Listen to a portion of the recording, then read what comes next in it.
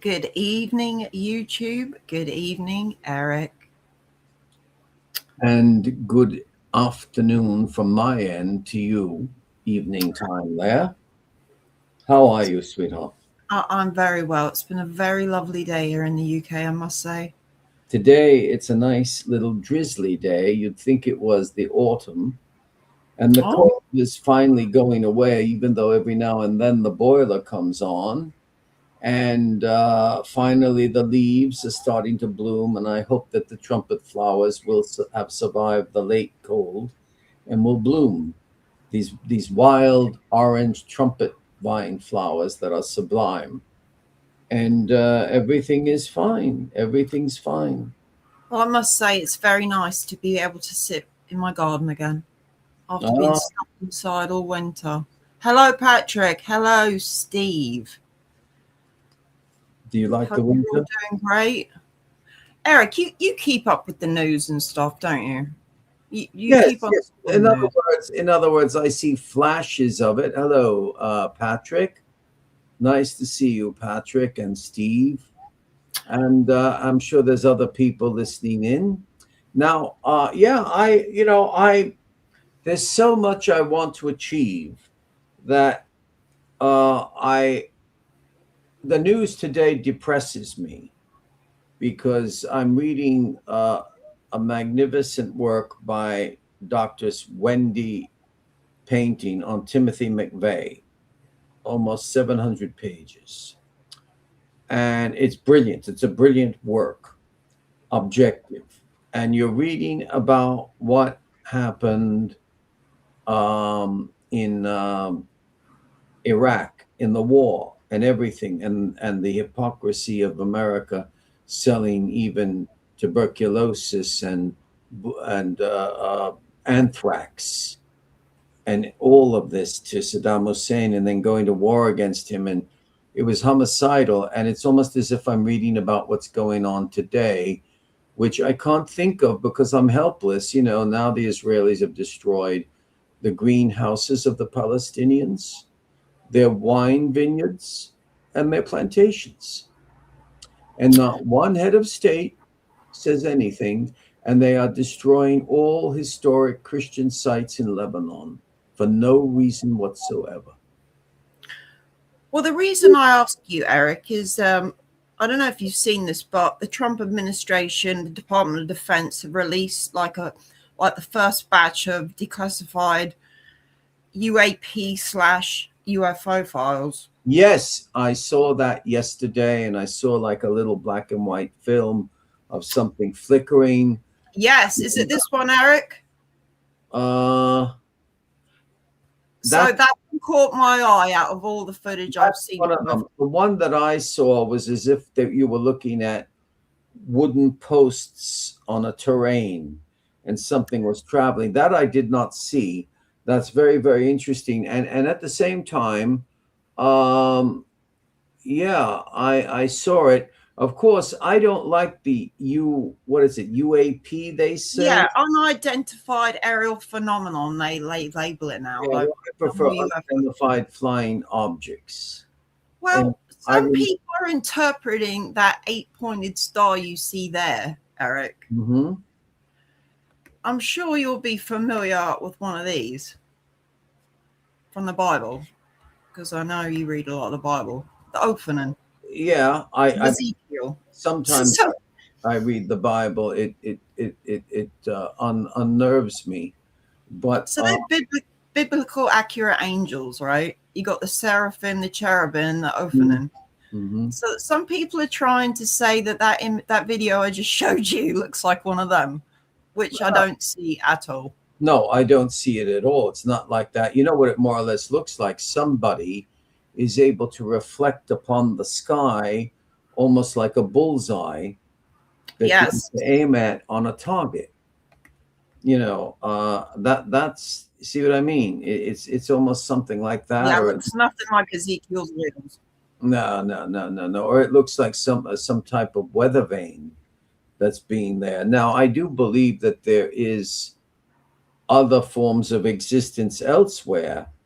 And a friend of mine has written a trilogy of works on it and just sent me a long discussion he had with a scientist, Jack Sarfati.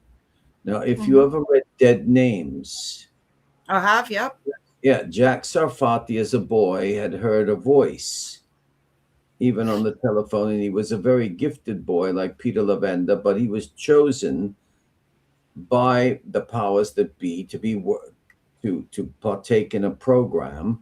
They would not permit Mr. Lavenda because they didn't like his father's political philosophical uh, beliefs at a certain time.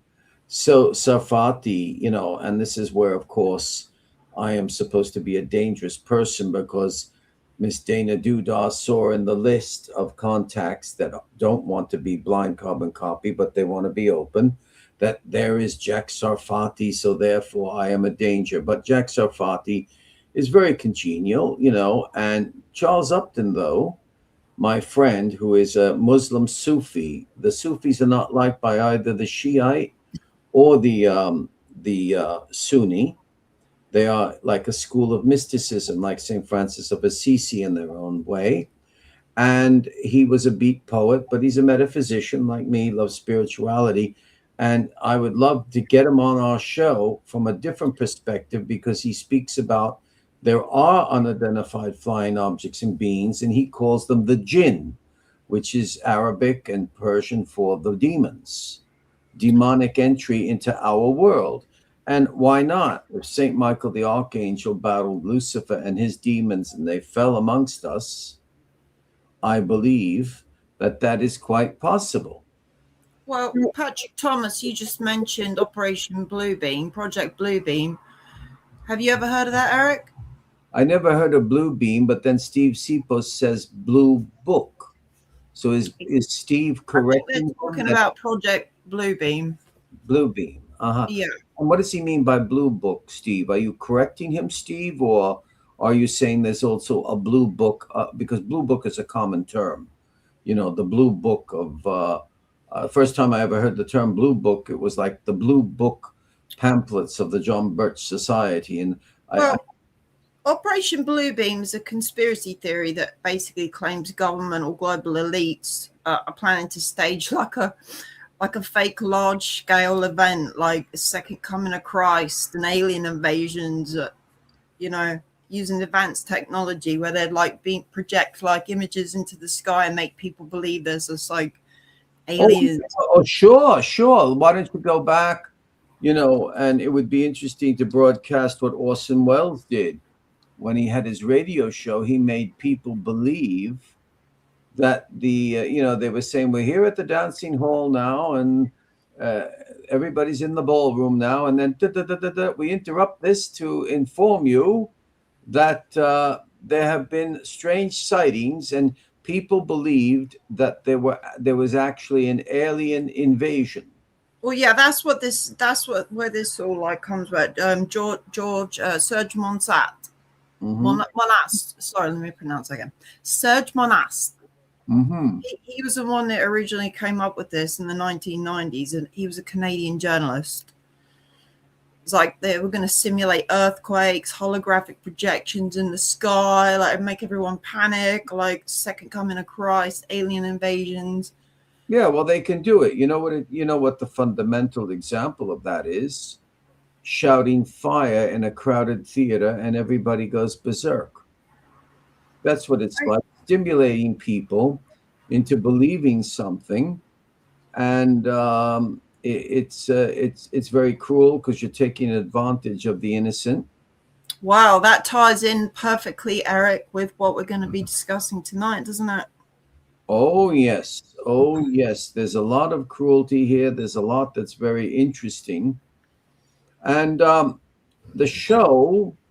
And along came Wendy. Now, this is not anything sarcastic against Mrs. Brenda Maureen, Wendy Savino Clark, the protagonist of this, what has become a branch of the Son of Sam case historically, the Wendy Savino shooting.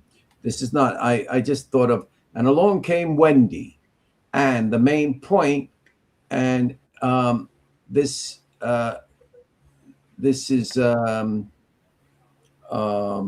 Somebody says, "What happened to your neck and?" I think he's referring to your stubble, Eric. Well, or that I've also lost weight. Eric's grown a beard, aren't you?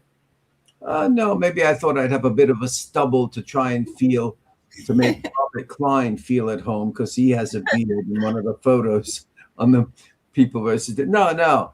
Well, what happened? Well, actually, I haven't shaved forensics, but also I've lost weight. So, it's one half of one, six of another. But thanks for asking. But anyway, because there is a character limitation of putting up what the name of a show is, and thank you for telling me that, Rena.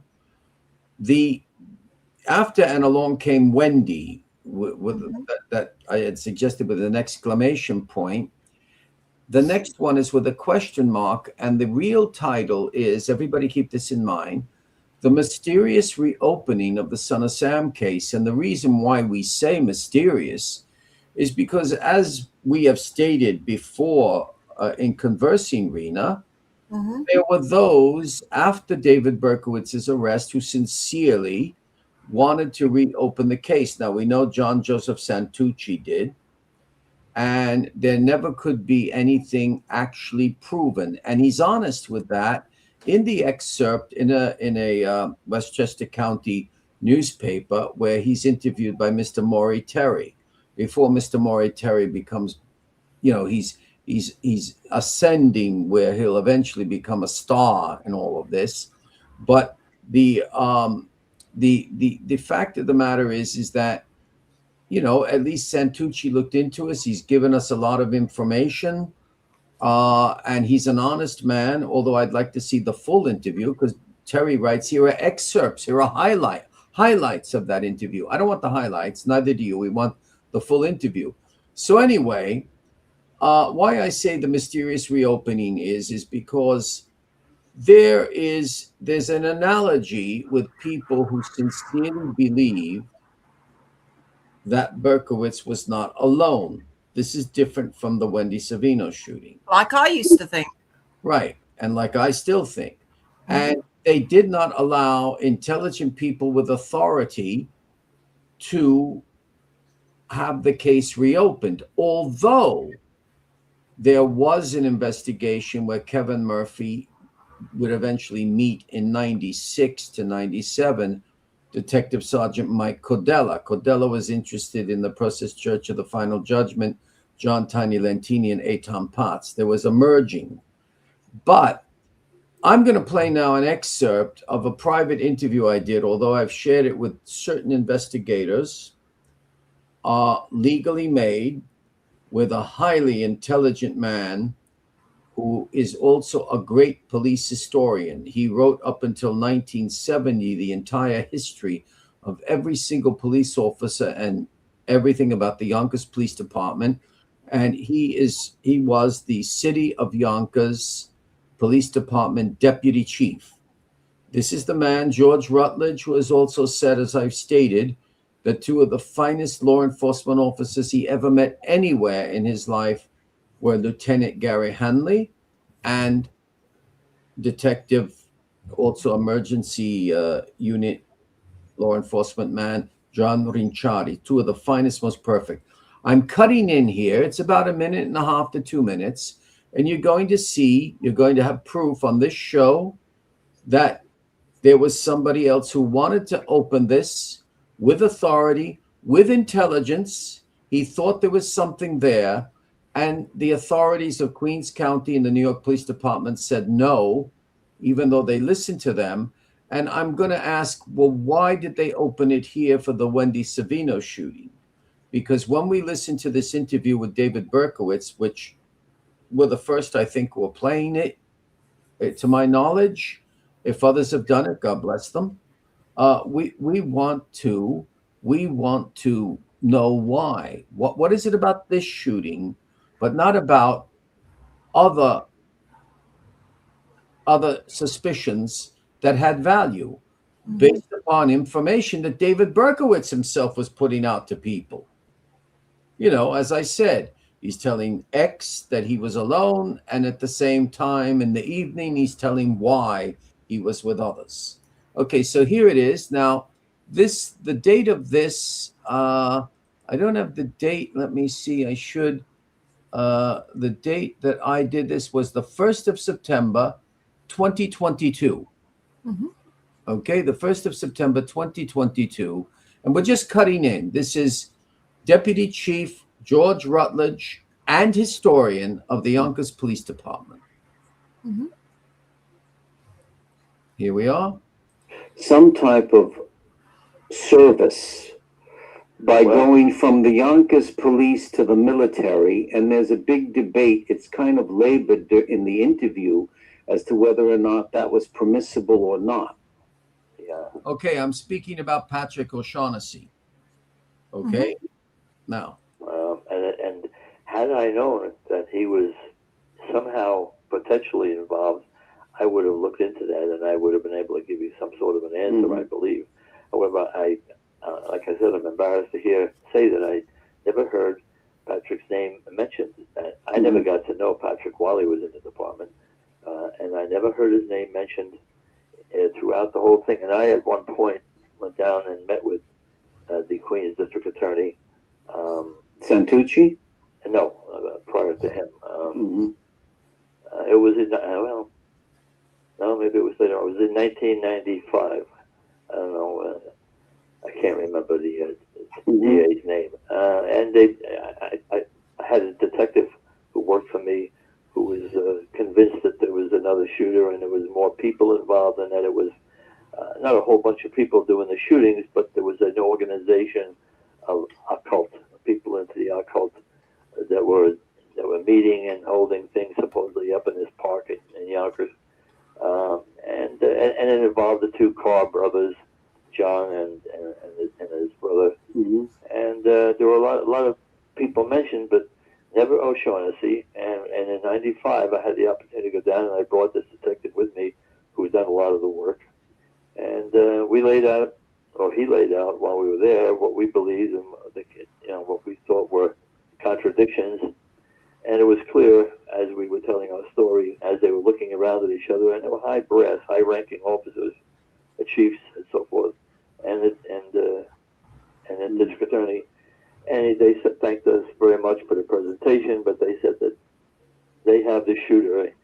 He's confessed. He's in prison, and New York is no longer in fear, and we're not going to open this case and cause any further. And that was 1995 when you went there. That's correct. Okay. Now, did you hear that? Yes. Okay. Now, I'm not trying to push a collectivity of killers, but they go to the district attorney. I believe it was Robert. I had the name up by mistake. I put it down. Allen was the name, and there were other high brass, as you hear, and they said no. They listened to them. So my question is this: is that if people who are so of a high authority are coming forward with information about Berkowitz, but Berkowitz with others involved in these shootings, why would they not care? Why would they then reopen this case with Wendy Savino?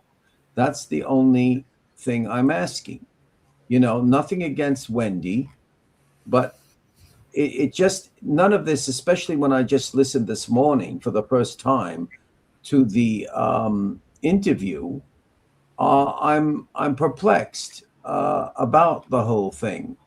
I just don't understand how they could open this up. It just.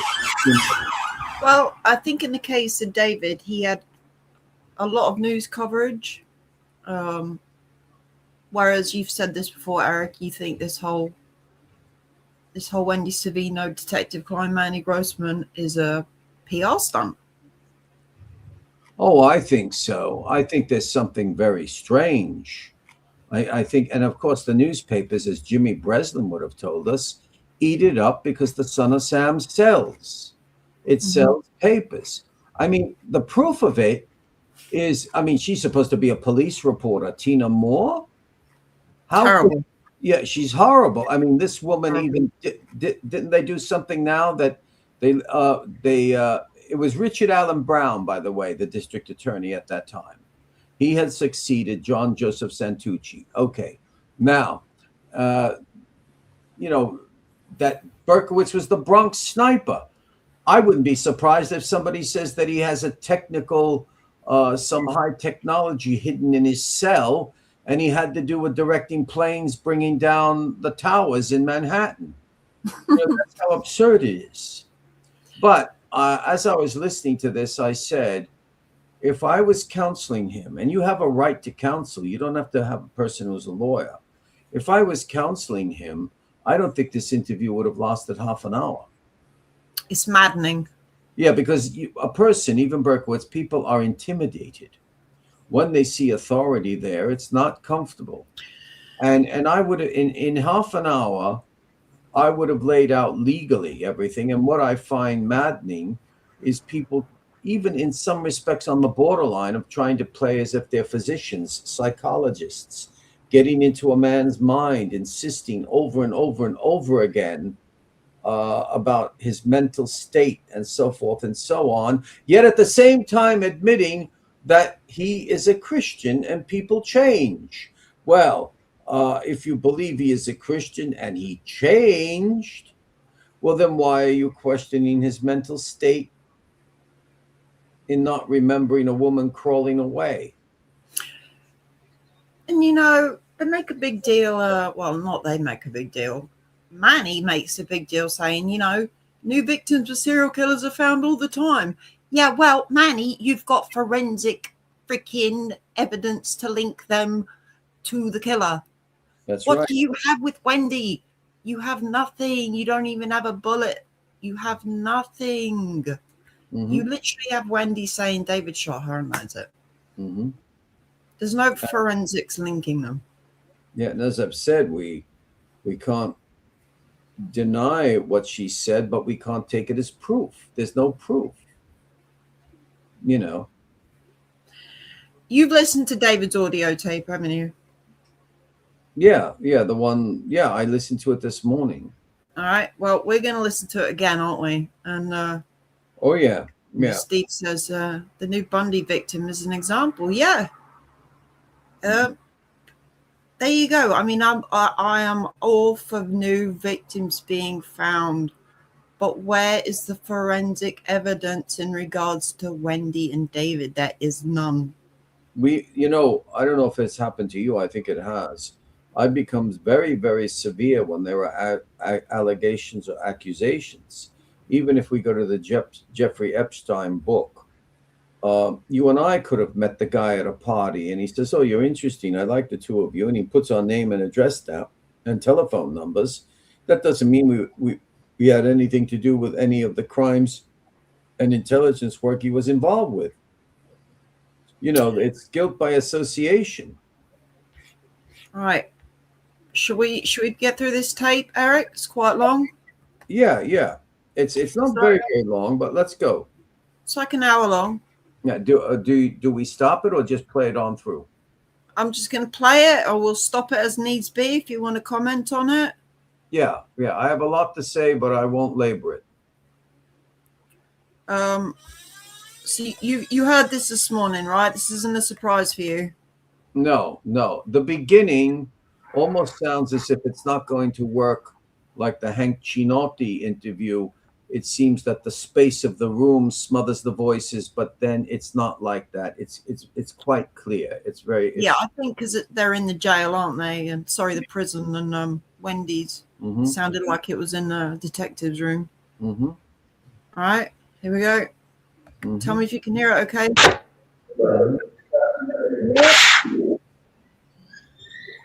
Brian Drive. Nice to meet you. All right. Jeff. Pleasure. Rob Cintron, how are you? First and foremost, thank you for taking the time to meet with us. I know you didn't have to. Yeah. I appreciate it. I know you're a little reluctant at first. Yeah, right, absolutely. We get it completely. So, first and foremost, we are detectives with the Bronx Homicide Squad. Okay. Okay? But what I can tell you is we're not here to put you back in the courtroom or anything like that. I just want to be clear about that. You know, after all these years and all this Sure. misery, yeah, sure. But I'm hoping that you can hear me out and possibly help us with one particular case. But before we get into that, I want to make something completely clear. I've been in homicide for 10 years. These guys have been in there for similar times. Collectively, we have over 100 years in law enforcement. There's one thing that we know, okay, is that people can be redeemed. There is redemption, especially when you're operating within the pillars of Jesus Christ and the Bible. We don't take that lightly, and we know that possibly the day then is not sitting in front of us. We're all comfortable with that. We have sat in front of evil. We've experienced it firsthand, and the person I'm sitting in front of today is not someone who we consider evil. I want to be clear about that. Well, I appreciate that. Yeah, no, I think it's important to say because I've done a lot of research about you, and I've watched some videos, Okay. and I know the person you've become and what you mean to the people here. All right, And well, thank you. yeah, so I want to be clear about that. There's also something that you and I actually have in common. You were in the military. Yes, What was your MOS? I started out as infantry, and then when I got back to the States, the place they sent me to didn't have an infantry unit, it had been disbanded, so I ended up being a clerk typist in basic training unit. Where did you go to boot camp? No, I went to, but right out of boot, you went to Korea? no, I went to Fort,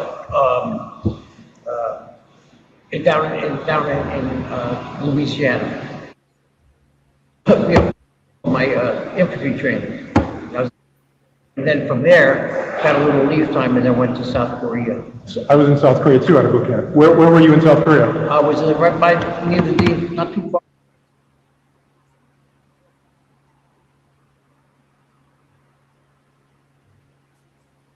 So you know all about Tongdechan and all that area out there? Yeah, it was a long time ago, but Yeah, I was so just a teenager back then, but you know, it was same thing, joined the Army straight out of high school. Yeah, me too. Went to boot camp.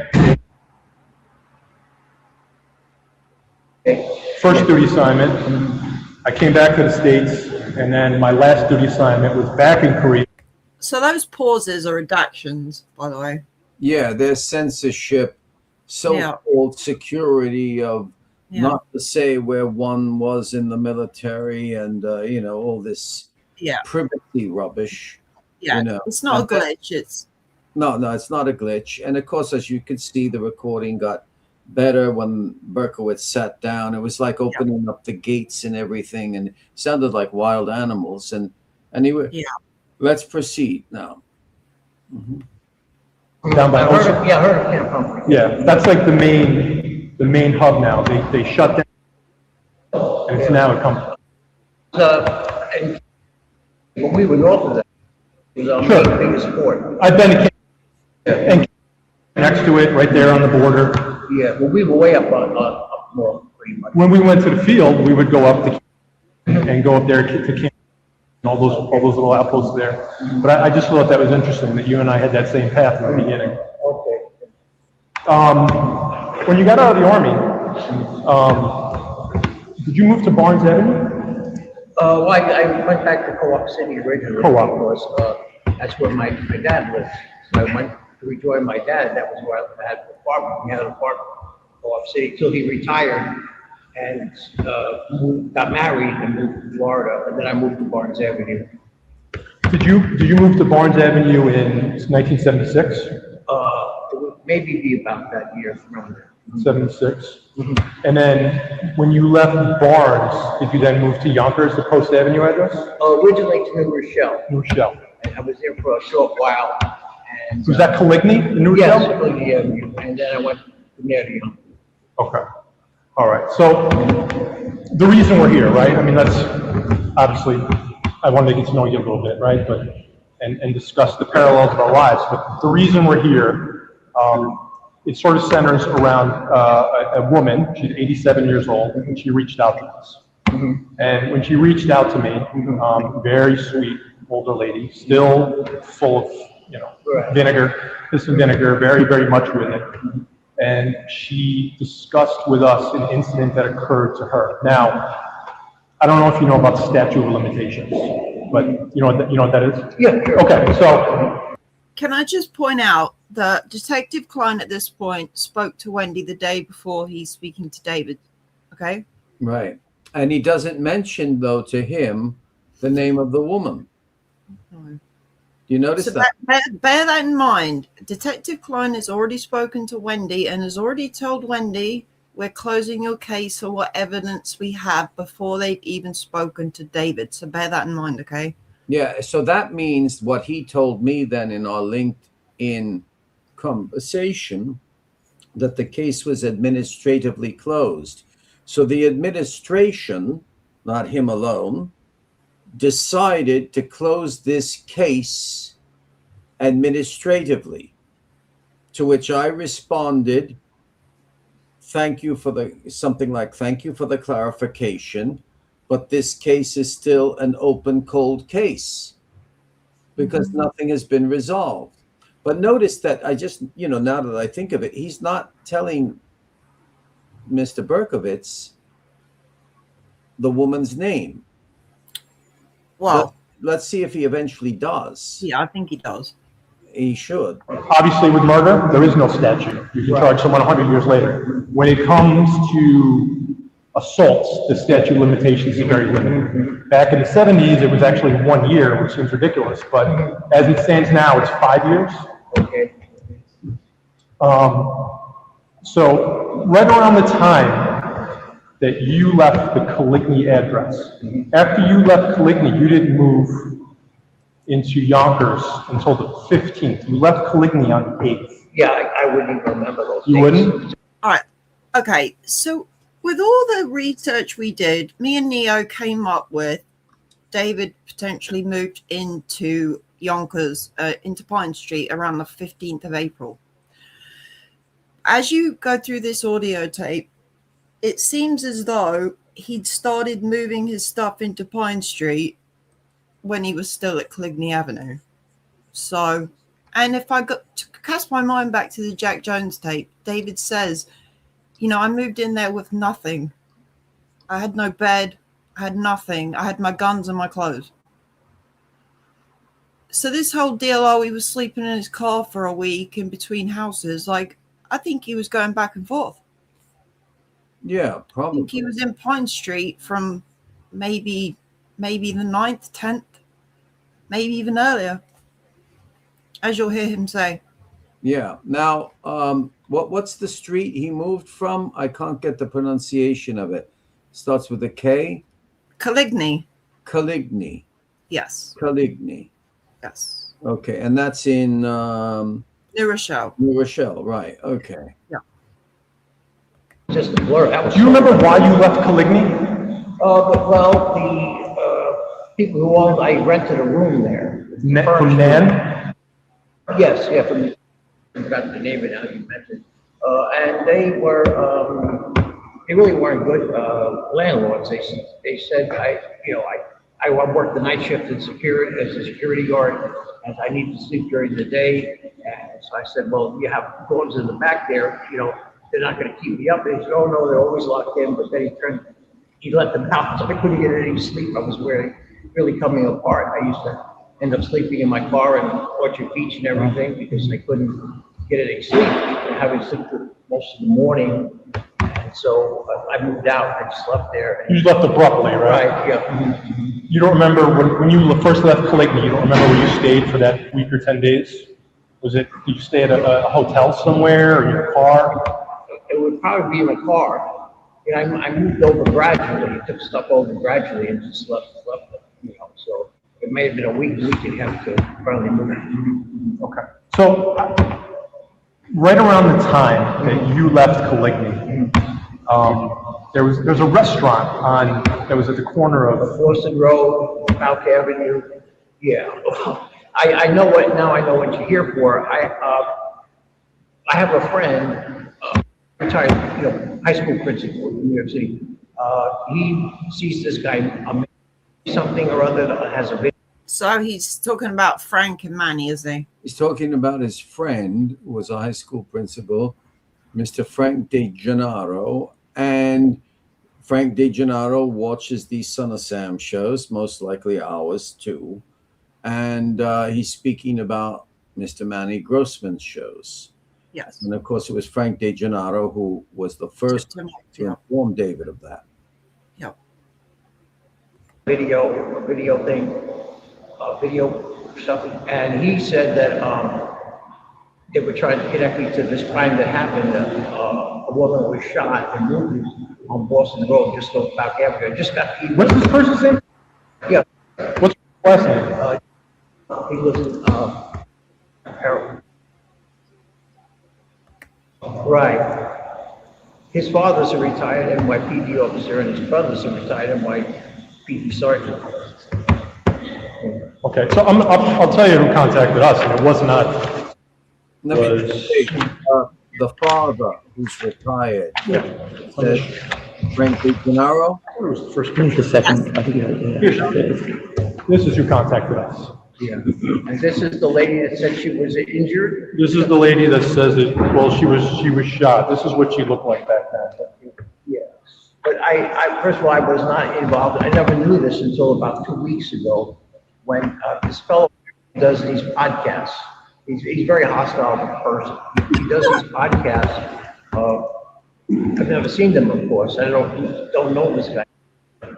He somehow interviewed this lady, and my friend watches his podcast to keep me abreast of things. It's weird hearing David Berkowitz say the word podcast. Yeah. I just was thinking that because it's like something that took place in this world, but he hasn't in this world. But let me just say this. I was about to say, I don't think you heard me, that people know this, but there might be people listening who don't, that the police, that Frank DeGennaro's father was a law enforcement officer. Mm-hmm. I think his name is also Frank DeGennaro, might be. He's still alive, but he's the one who found the body of Joseph Messina. Yeah. And murdered in a time span of 2 to 5 hours after the Wendy Savino shooting.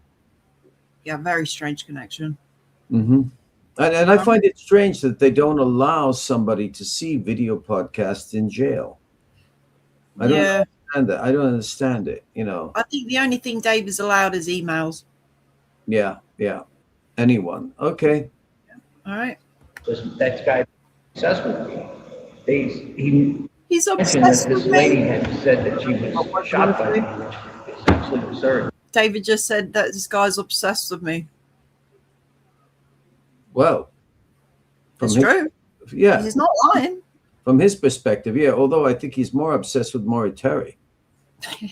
Truthfully, which shows a problem because but apparently David's obsessed with Manny. So, yeah. You think David is obsessed with Manny also? I don't know. I think he wonders about him. Obviously. Well, you would, wouldn't you? Mm-hmm.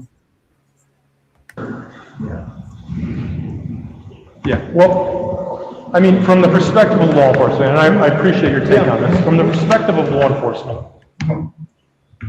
there's some elements to that I would like to bounce off you, and you tell me what you think. Yeah. Her name is. Okay. Was sitting in her car outside of that restaurant as a male walks up to her and shoots 5 times. Now, the day before she's shot is the day that you leave the KLEIN address, and of course That's wrong. Mm-hmm. And he didn't do detective work because he would have found out he left on the 4th. So that's a five full days before Wendy shot. Her date of shooting is when? April 9th? The 9th. Yeah. And so David leaves on the 4th? Yeah. Mm-hmm. Manny used to put this out there that David stormed out of there on the 8th and shot Wendy on the 9th. And now he's revised his, through research other people like us have done. Mm-hmm. All right. Bear that in mind. Mm-hmm. your landlady that you were extremely angry about barking dogs, and that you Yeah, left. because because they were dishonest and said, oh, well, we keep them in the garage and be able to sleep during the day. It was just the opposite. Yeah. So I was pissed off at that. Having worked midnights in the police department, I know exactly what you're saying. You hear every lawnmower, every weed whacker, you hear everything. So I can sympathize with and empathize with you in regard to that. But what my point is in a lot of your writings, and I know that back then is not now, I know that there were some emotional and psychological issues going on that you sorted through, right? But back then, oftentimes, sort of a trigger for you was a reaction to barking dogs. I know they overplayed the a lot of that's garbage, but there are writings which we know are related to you that you wrote where you sort of had a reaction to barking dogs. What is garbage? He says a lot of that is garbage after the barking dogs. What does he mean? Well, David said that, you know, it was all nonsense. I wasn't taking orders from demonic dogs, and I think that's what he's referring to. Yeah, well, we won't go into that because that story goes back and forth, and forth. If you go to what he says to Caparelli and so forth. Go ahead. And then within a day or two, there was some sort of hostile act that was you acting out that aggression. Now, the day after you but storm out of KLEIN, this young lady is unfortunately shot. Now, again, that's wrong. He stormed out on the 4th. Okay? Not the 8th. At the time, no. She draws a sketch. And just to give you perspective,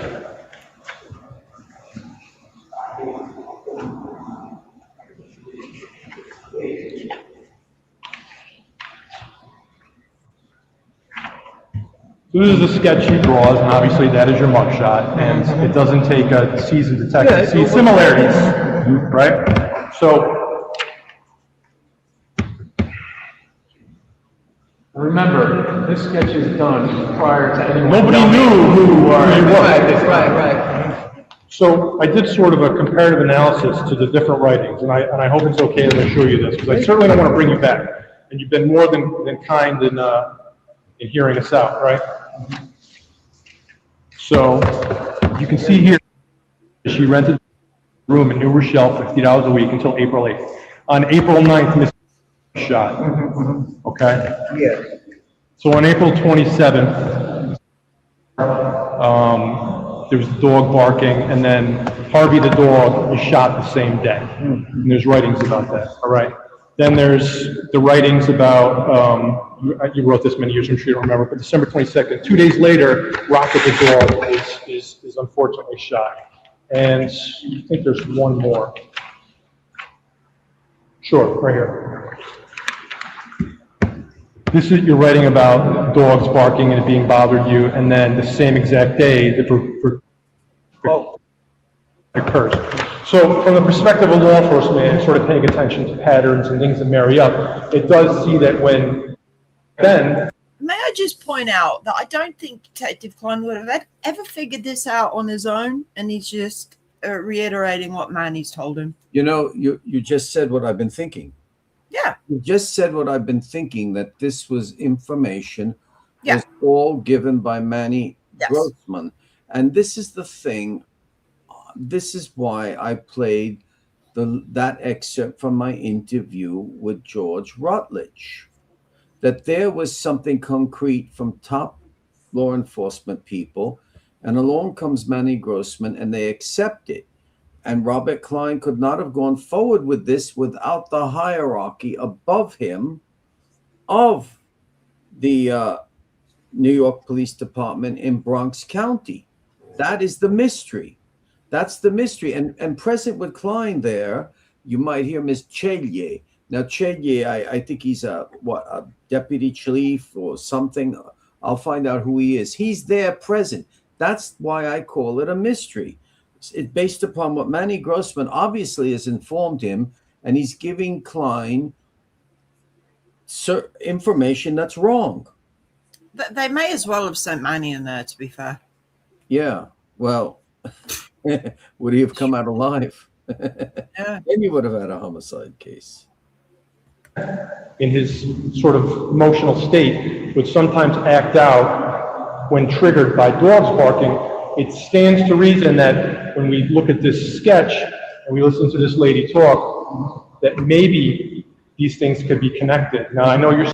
And may I point out, he's going over dogs being shot, not humans. So to try and like say that the dogs barking, you know, led him to go and shoot humans every time is just incorrect. Yeah, well, of course, that is incorrect because it's quite some time before human beings are shot. Yeah. And that is subsequent to the barking dogs. If I'm not incorrect, I have to recollect that properly. You know, it's not just the barking dogs, but it's hey, here it is, Louis Dechelye, right? He's the deputy chief of the at Detective Bureau Bronx since October 2023. So yeah, you don't hear any of these guys. You just hear Detective Klein. Yeah, but imagine this guy is a superior. He's he's the deputy chief of police at Detective Bureau Bronx, and he went along with this. It's incredible. It's absolutely incredible, Eric. It is. It is. And again, I don't want to feel like I'm defending a serial killer. I've said it time and time again. But this is shoddy detective work. It is. It is. And the real perpetrator could still be out there now. But you see, the thing that's incredible, and this is why I've been attacked by people, because I got along well with Robert Klein, is that Robert Klein honestly answered me. He said, you haven't called me a scumbag. You're not attacking me and my family and everything, which was despicable, but that's the deranged behavior of the social media. I don't agree with that. No. And later we'll go over a bit of what Klein said to me. And it's nothing to be hidden and nothing. And I'm not putting Klein on the grill, but he really is inherently disgusted by what's happened with this case. So go forward. Saying you didn't, and obviously this guy, whoever he is saying what he's Yeah, saying. you need to check in on that because that was the first I heard about it when this aired some kind. He does these podcasts about the case, and he's been doing that for a while. We don't pay attention to that. Yeah, I know, but I don't know him either. He just popped out of nowhere and became obsessed with the case, and on his own makes these podcasts. Yeah. So somehow he had met with this lady or got information about this lady I've known for like 30-something years. He told me about this. He just wants you to be aware of this. This is going on. And I just actually sent him an email back to you. I don't know anything about that. Yeah. Well, very strange. So in July of '76, after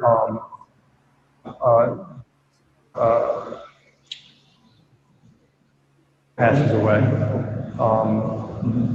the detectives in homicide and detectives that had this case start to compare notes, and they're like, these cases are exactly similar, the sketches are exactly the same, and it started to, that's when the first connections made in July of '76.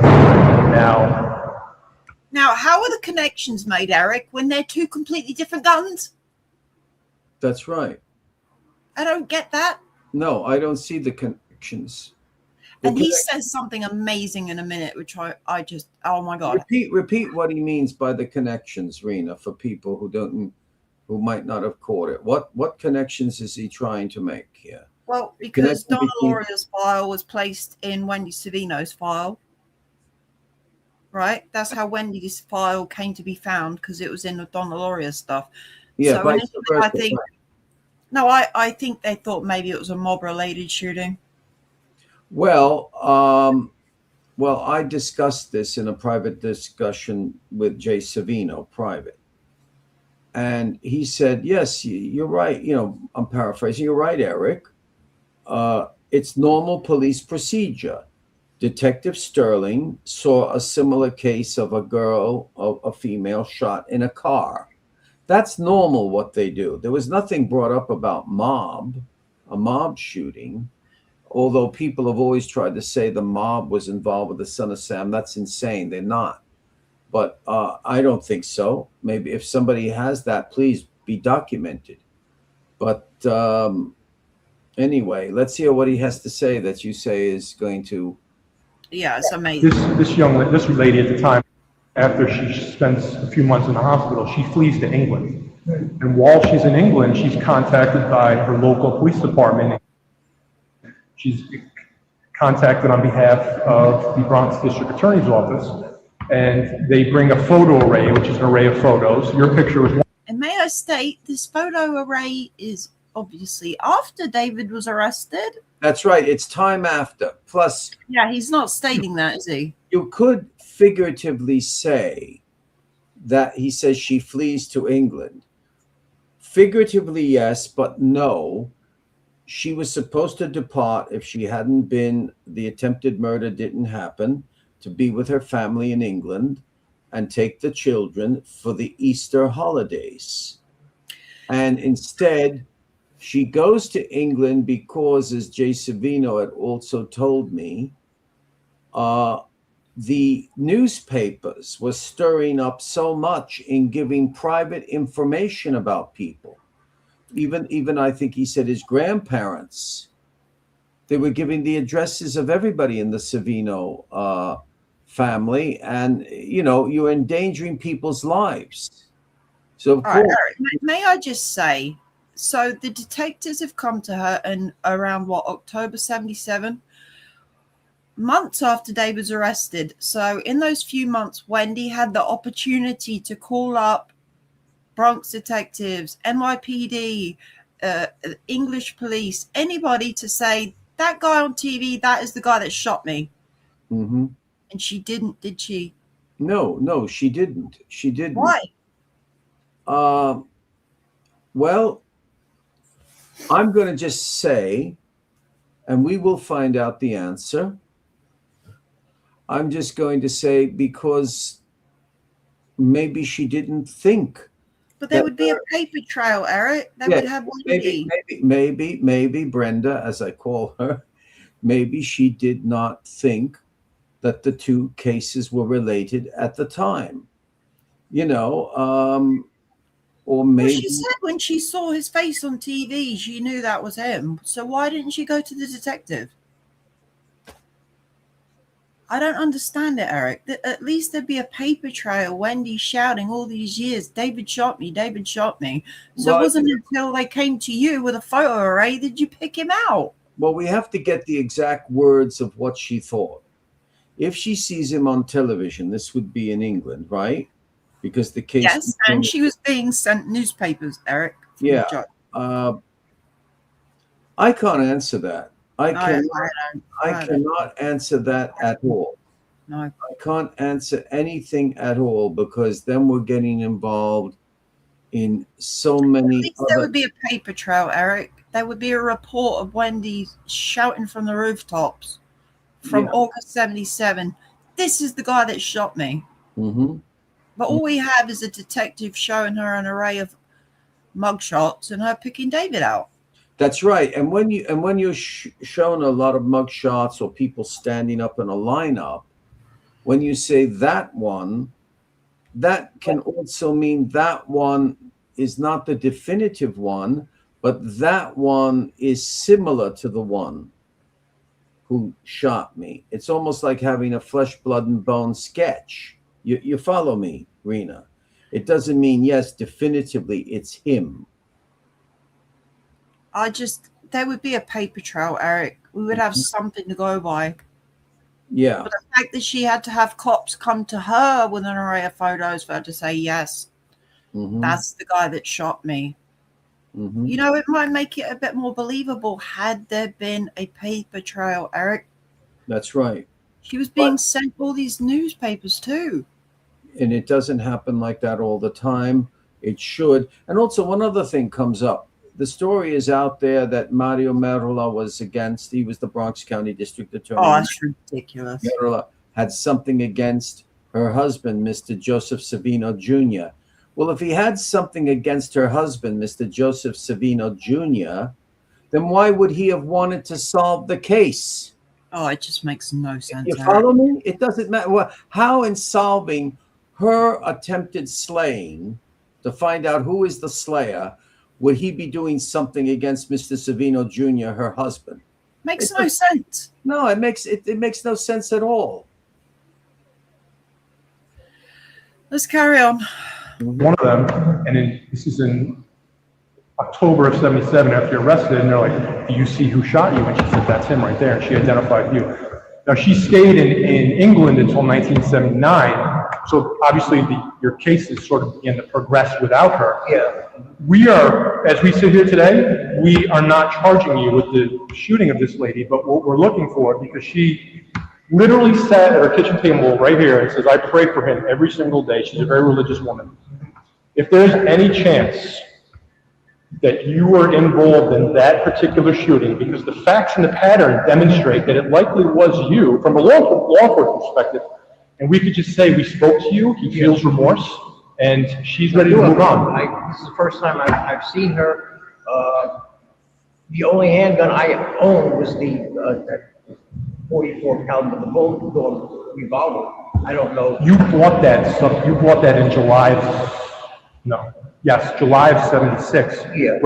June. Right before. Nina, one thing. This is in. Detective KLEIN uses a word which I would have said if I was counseling David. Would you kindly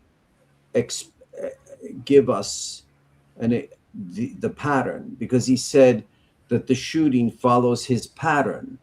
Where is the pattern? Where is the pattern of her shooting with the shootings of others? You know, when you have a pattern, it's like having a design. Everything is explicated and expounded, and you look at it, I don't see the same pattern there. Not at all. Not at all. Never. When he shot and ran, or he and others shot and ran. Never staying, never walking around the car slowly. No. She Never. said he walked so slowly she could hear his footsteps. That's right. And that's when she knew he left. Yeah, and we don't doubt. So if she heard him leaving the car park, how could he be standing there watching her crawl away, Eric? That's right. He's not going to stand and watch. No. He's not going to stand because people are hearing these gunshots. He shot and bombed it. Yeah. So, standing there watching her crawl away like they claim. She said it. I heard him leave the car park. That's when I knew it was safe to get up. Now, what we're getting to here is something that is reworked and given to the New York Post, not by KLEIN. And they actually will come back to this.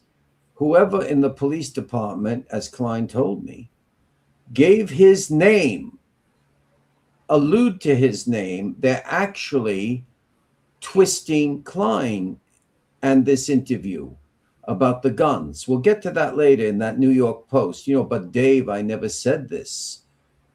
We'll get to that later. Let's go forward now. Here we get in April. This was not a 44. Yeah, I have no other handguns. But we didn't mention what caliber was used, so how do we know that it was a different handgun? You know what I'm saying? Yeah. Because you just said you only used the 44, but I didn't mention the caliber that was used to shoot her. Now they're trying to trip him up there, but clearly Frank told him. Yeah, they are trying. They are in the newspaper. They have it like they don't name who the detective is. That's Tina Moore and her colleagues. They're scum. They simply say, "But Dave, I never mentioned a 22 caliber." So shady. And that's very, very different. He says, "But Dave, I never mentioned a 22 caliber." Dave should have made it more clear, Now listen,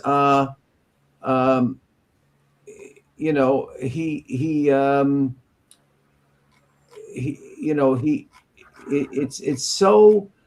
What is the game? What is the game? I mean, do you think that that the higher ups are also using, what's his name, KLEIN, as a scapegoat, as a for whatever agenda? Possibly. Yeah. Here he says. He said there has been a long tension between certain NYPD command staff and Moore, and I suspect someone high up who spoke with Chief DeChille, who was present during the interview, leaked the details, albeit incomplete. Mm-hmm. The story moved faster than we could, and it created a narrative based on incomplete, secondhand information. Wow. Okay, now that's him telling me. Yeah. All right, shall I carry on? Yeah. He said it seemed Well, like... that will be the only thing. Hello? Sorry, Eric. He said, let me just read this. When we interviewed David Berkowitz last year, he made what seemed like a gotcha moment statement. Without us ever mentioning the caliber of the weapon, he volunteered that he only shot people with a .44 caliber Magnum. That immediately stood out for me, the 3 other investigators present and several corrections officers who overheard it. We hadn't brought up caliber, so his unsolicited reference felt like a potential slip. It was, it felt like it. But then Tina Moore and the rest of it, it all becomes distorted as the newspapers get it. Go ahead. I don't know what caliber that was, but I'm saying that was the only gun I had. Yeah. So if it doesn't match that, then I don't know. Do you, at least from our perspective, understanding why we sort of feel the way we do? It's very unusual. This is like I mean, this is uncanny, is it not? Yeah, it is. I mean, I'm sorry. For someone to, I apologize, for someone to describe this, like my partner said, prior to any incidents, is pretty amazing, actually. Yeah. You know, that's someone that would be like me and you, like right now. If someone came up to you and they walked in your sketch art, and they go, describe that detective, you would do a good job. You would tell them how to, because we're looking at each other, right? So this is all prior to any of your first encounters with law enforcement. You know what I mean? Yeah. And also, it's the sketch, but also the physical description. Blue eyes, leather jacket, the way you, about 160 pounds, 5'8", 5'9". I was actually more than 106. I was like 200 something, 210 back then. Now, Dave, that is a really, really good freaking answer there, Dave, because he was around 210 pounds around that time, Eric. Mm-hmm. And Wendy's description is like 160, 170. So you got like a 40, 50 pound difference there. That's right. That's right. Of course, as I had said on a previous show, think of the confusion of being in a car and suddenly all those bullets going off and losing eyesight, and also temporary loss of sight in one eye. We have to, we have to take that into consideration.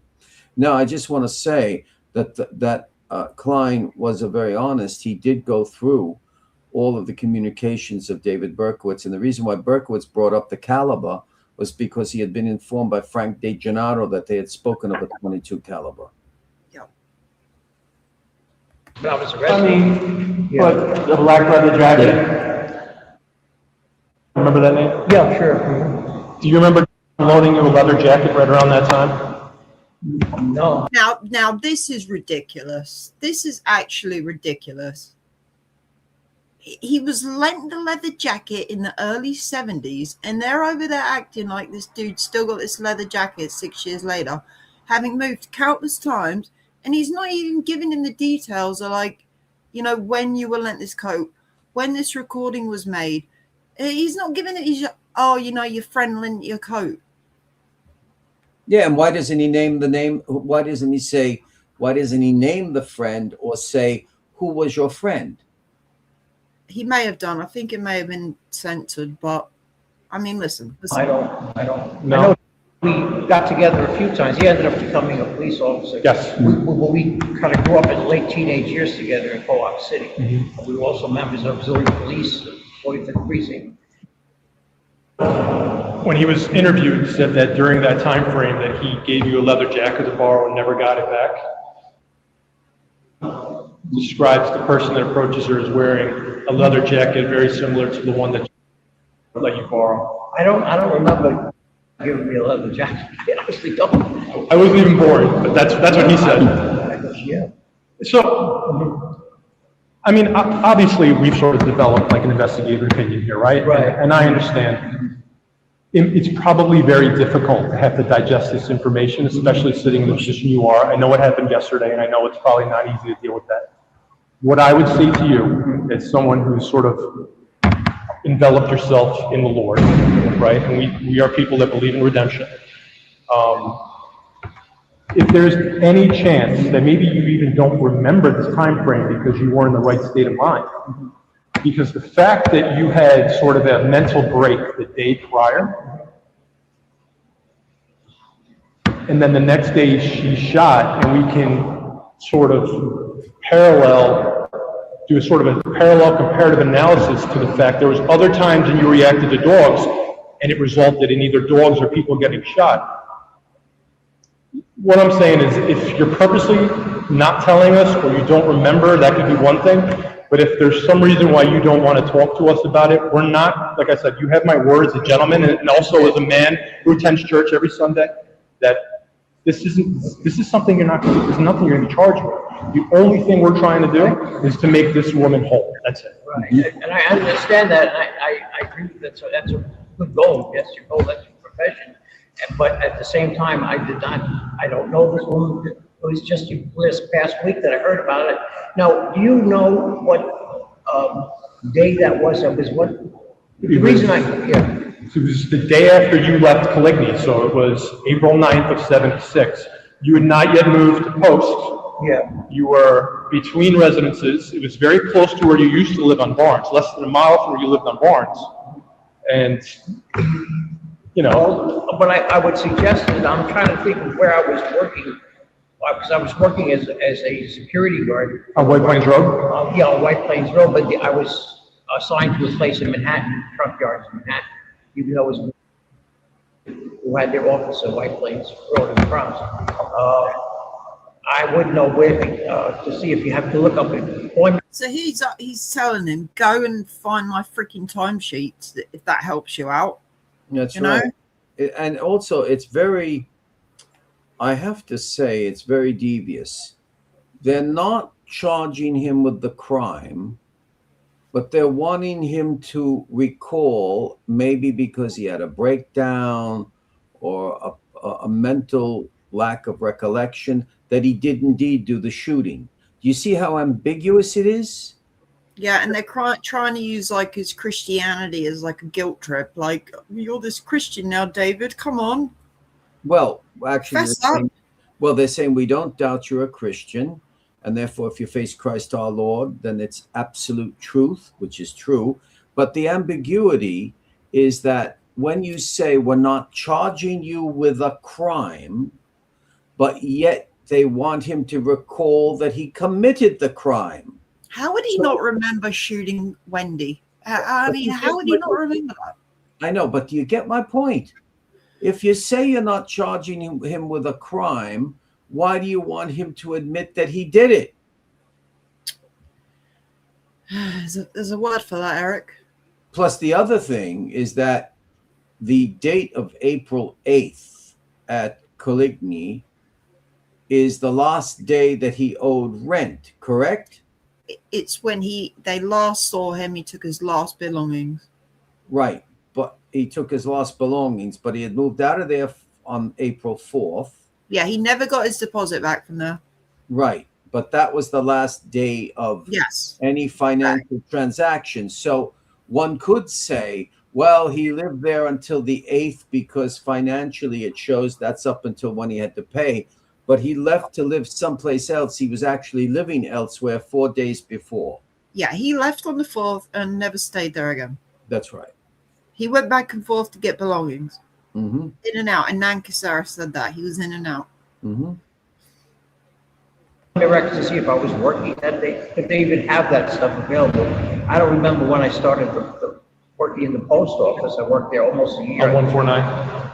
Yeah, at 149th Street. Mm-hmm. So that's all I could suggest is if you look at those dates to see if maybe I was working on those particular dates or something. Yeah. I can't think what I was doing in April.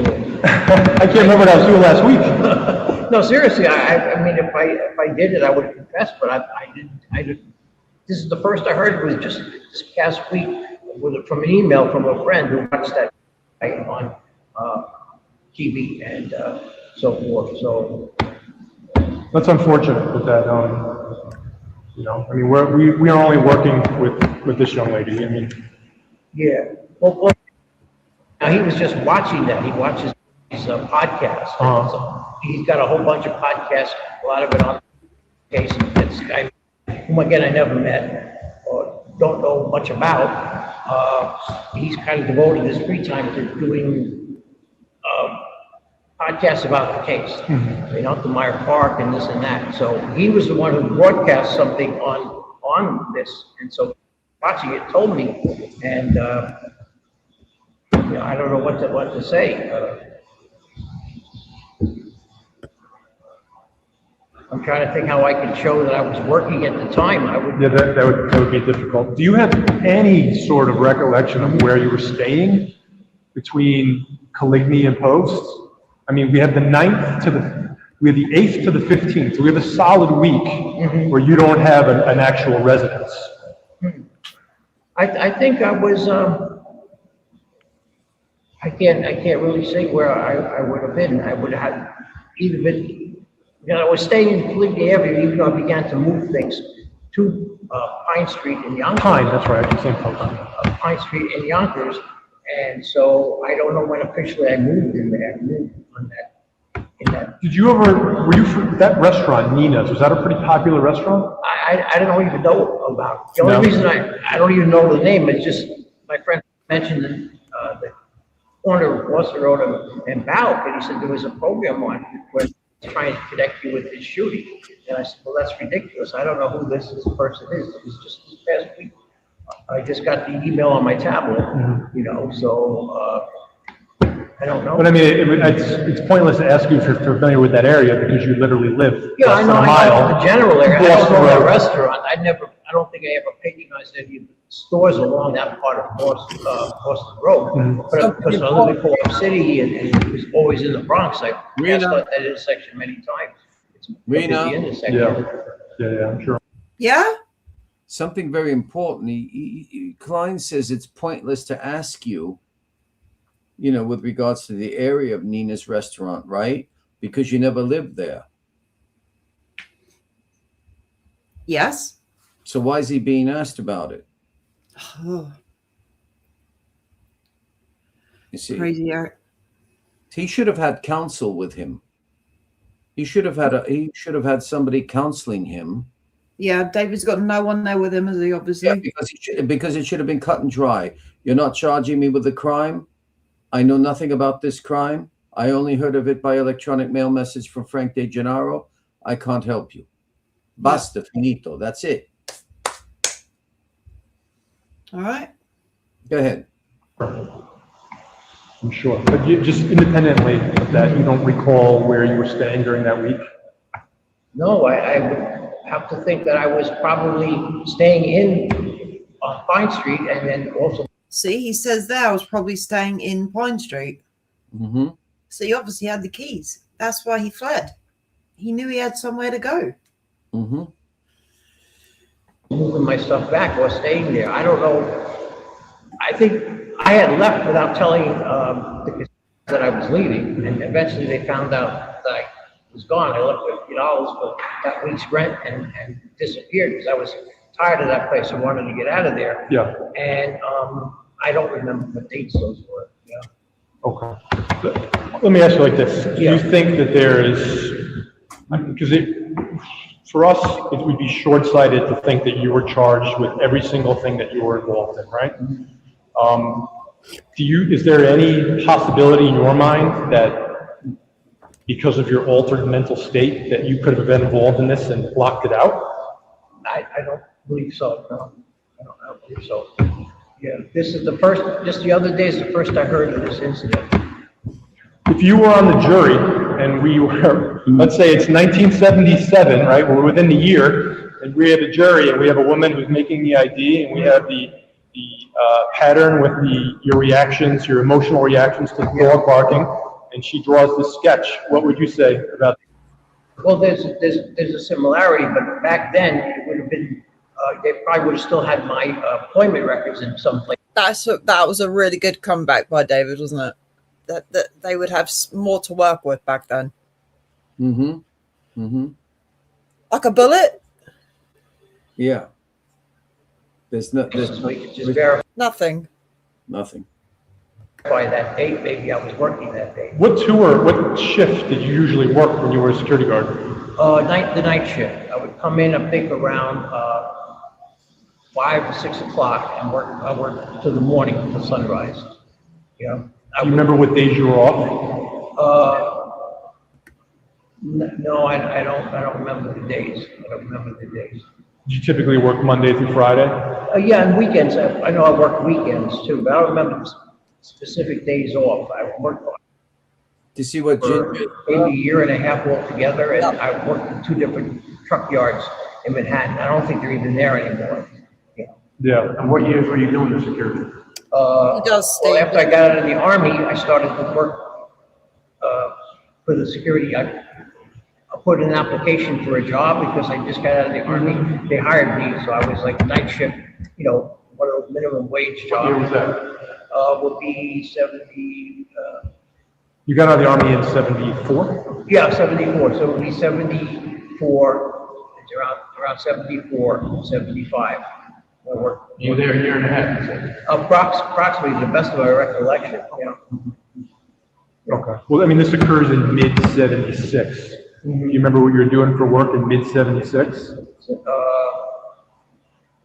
When did you start the post office? Yeah, that's a good question. Because when you're arrested in August, you were March 77 was when he started the post office. Mm-hmm. working for the post office. Yeah, right. Did you spend more than a year at the post office? No, not exactly a whole year. Not exactly a whole year. I wish you had access to those records just to see if there was, I was at work at Well, I mean, it's a lot of times just talking through this because the timeline would be helpful. Now, please tell me why he didn't have all this stuff at his disposal when he went in there. It's stuff you can easily find, Eric. Yeah, because if they, well, you know what just came to my mind? What if they did have it and they're not revealing that they have it and they want to see what Berkowitz had to say? Dirty deeds. Right? If they did. But the fact of the matter is that if they didn't have it, they should have had it. And it could be that they had it and they wanted to see what he had to say to trip him up. And I still go back to the fact that if you're saying we're not charging you with the crime, therefore you have no suspicion of him being the attempted murderer, then why go on and prolong this over and over and over again? And well, going through the police reports of Detective KLEIN's, they did try and find his work records, but they were unable to. Yeah, that was, I think, what is it called? ISB or something?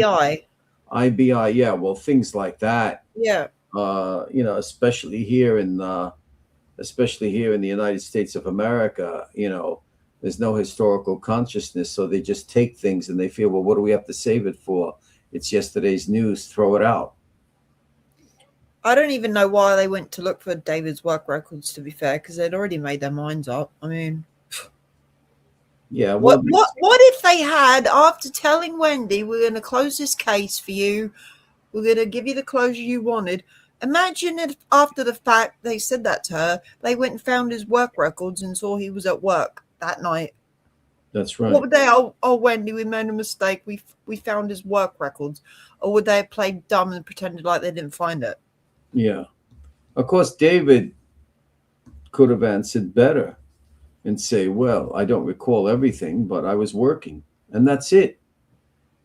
You know, and the records can't be found. But I don't think it would have made any difference. No, it wouldn't have. They wanted to push something. There was an agenda that had to be pushed. That they did. Mm-hmm. If you are arrested in August 77, did you start the previous summer at the post office? Did you start the same year? The federal employment records would be easy to run down. Yeah, I would appreciate it if you could do that. Yeah. to check, because I can't remember those dates when I started, you know, and there was a time I was, for a brief time, I was working for the Co-op City Cab Service for, I think, maybe a month or so, and I was living in Pine Street at the time when I was there, doing that, and then I went to the post office. How long did you live at Pine for? I think a little over a year. I think so. So did you start the cab service when you first got to Pine, or a little after? I think a little after. Then the job opened for the post office. And you took that? I took that, yeah. So how long in between work from security to the cab driver was there a gap? Oh, no, everything was just straight through. Everything was just straight through. There was no gaps? Not that I remember. I mean, when I first got out of the Army, I filed for unemployment for a while. I signed up for Bronx Community College and the GI Bill. And then I began to work for them. But I don't remember what year I started. That's when they had their office on White Plains Road. Do you know if it's there anymore? Yeah, it's still there. Oh, okay. So let me ask this a different way, right? If you weren't working security, and you weren't actively working security, and you were at one of these other jobs, perhaps a cab driver, perhaps you started the post office, which we know has normal business hours, and you were on that jury, and you had a very similar MO, you had very obvious pattern behaviors, you had this sketch, and you had a six-pack photo ID, you're the juror, what do you think? Well, yeah, well, more than likely, yeah, it would look like me, you know. I can't deny that, but it's not. I don't know about this case. What if, because you did mention at first about the ballistics in regards to this case. Right. What if the detective said it was a 44? What does that change to you? Well, that would be amazing. That would be amazing. I don't know what caliber, because that wasn't my handgun. That wasn't in my possession. If this woman was shot with that, whatever caliber that was, I mean, that's, you know. Yeah, the detective to me is paying attention to the fact that when I asked you about it, you said, well, I only ever used the 44 because we never mentioned that she was shot with anything else. But when you were arrested and they did the search warrant in your apartment, they did find various guns of various calibers. Right, but I mean, as far as the handgun, right. So let me ask you about one other thing. Yeah. So there was a time frame when you spoke to investigators and you said that there was one uncharged shooting with a woman that crawled away. She was an older woman that crawled away. I said that? Yes. So this woman, the majority of the people that, you know, fell victim were in their late teens, early 20s. This woman was almost 40 years old. Right. And when she was shot, she crawled from her car into the restaurant. So obviously, again, from our perspective, we don't have a lot of women, even in 1976, who were shot and crawl up the street. You made mention to this. It's actually covered in an article here. They were never able to figure out what that case was because you said you thought that it was in Yonkers. Obviously, our belief is that it was probably this case. Right. So, oh God, it's This amazing. is absolutely, I don't know if you heard me scream out, it's vile. This is absolutely vile. How are they turning an old lady in Yonkers with a 45 crawling away into a lady in the Bronx that the suspect has fled the parking lot and is not standing there watching her? Yeah. And It's not even in the same location, Eric, and they're trying to twist the words. The guy doesn't even remember what the fuck they're talking about. yeah, I'd like to know what newspaper that's written in. He says we have a newspaper article here. And in first place, she crawled, but then she stands up and feels her way along the wall until she goes around the corner and enters the restaurant by way of the kitchen entrance. But this is really getting me nervous because it's so contrary to, it's an insult to the philosophy of jurisprudence and police science. I have to admit this. This is, you're not charging him with murder, therefore you do not suspect him of homicide, but yet you're asking questions where you are displaying suspicion. As you'll hear, it gets worse. I mean, Yeah, I know. I ever remember discussing with investigators back then that there was a woman who crawled away. I don't. So is it safe to possibly assume that this is the woman that crawled away and you're blocking it out? Because back then, obviously we know you were in a different state of mind then. You back then described to investigators that one singular woman that wasn't charged crawled away. I recall that. I don't recall. Okay, let me just show you one thing. He doesn't know what the fuck they're talking about, does he? No, and they're getting now into the mind. They're entering his mind. I'm surprised they didn't bring Jolly West in. You know, I mean, well, Jolly West is dead, but I mean, Dr. Lewis, Jolly and West. I mean, this is ridiculous. They're getting into his mind now.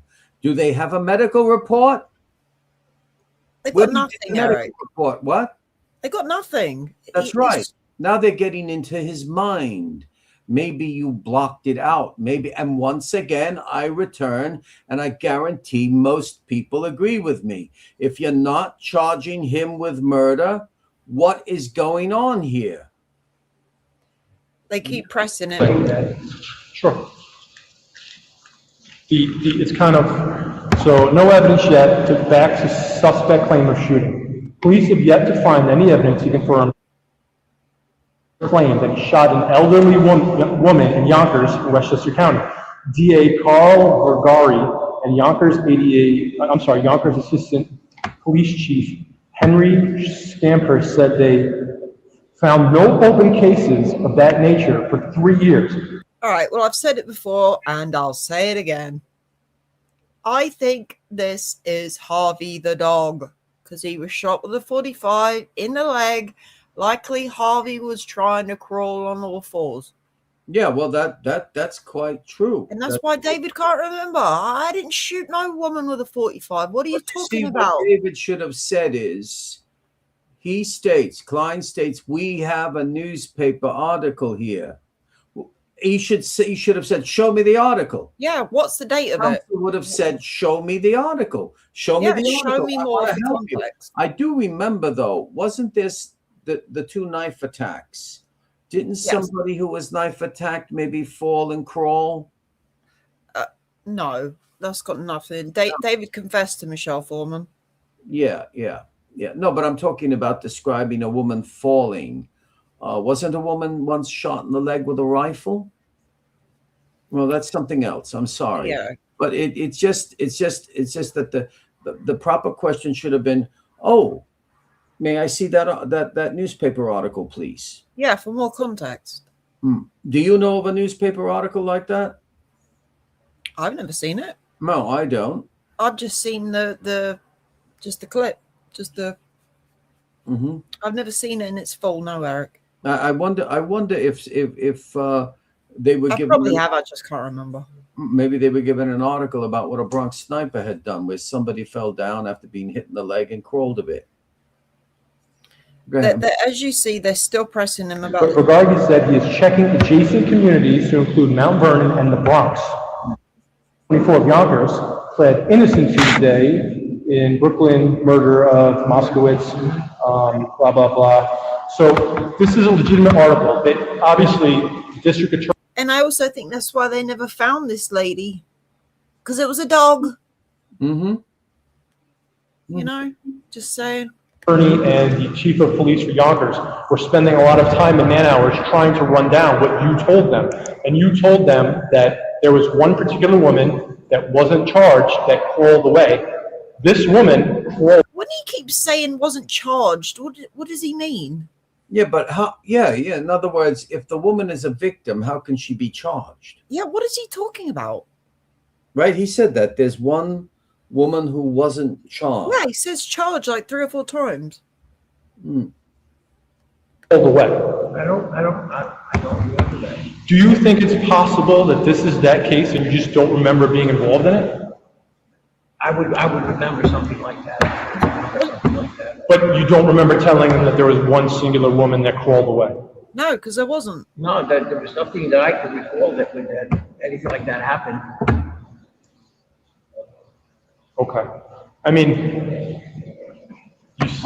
you understand our perspective. No, I understand. You're a very astute and articulate gentleman. Yeah, I'm trying to figure out how I would direct you with that, other than look for employment records. Yeah, I got that. I don't know. But what if those employment records don't show that you're working? I understand where you're coming from, by saying if I'm working, I'm not there, but through our perspective, that's where we're going. If I mean, just. potentially any of those jobs, probably besides the moving company, if you're in Manhattan, you have the ability to kind of leave what you're doing at the time to commit any act you're committing. I mean, what I mean, leaving Manhattan, you mean?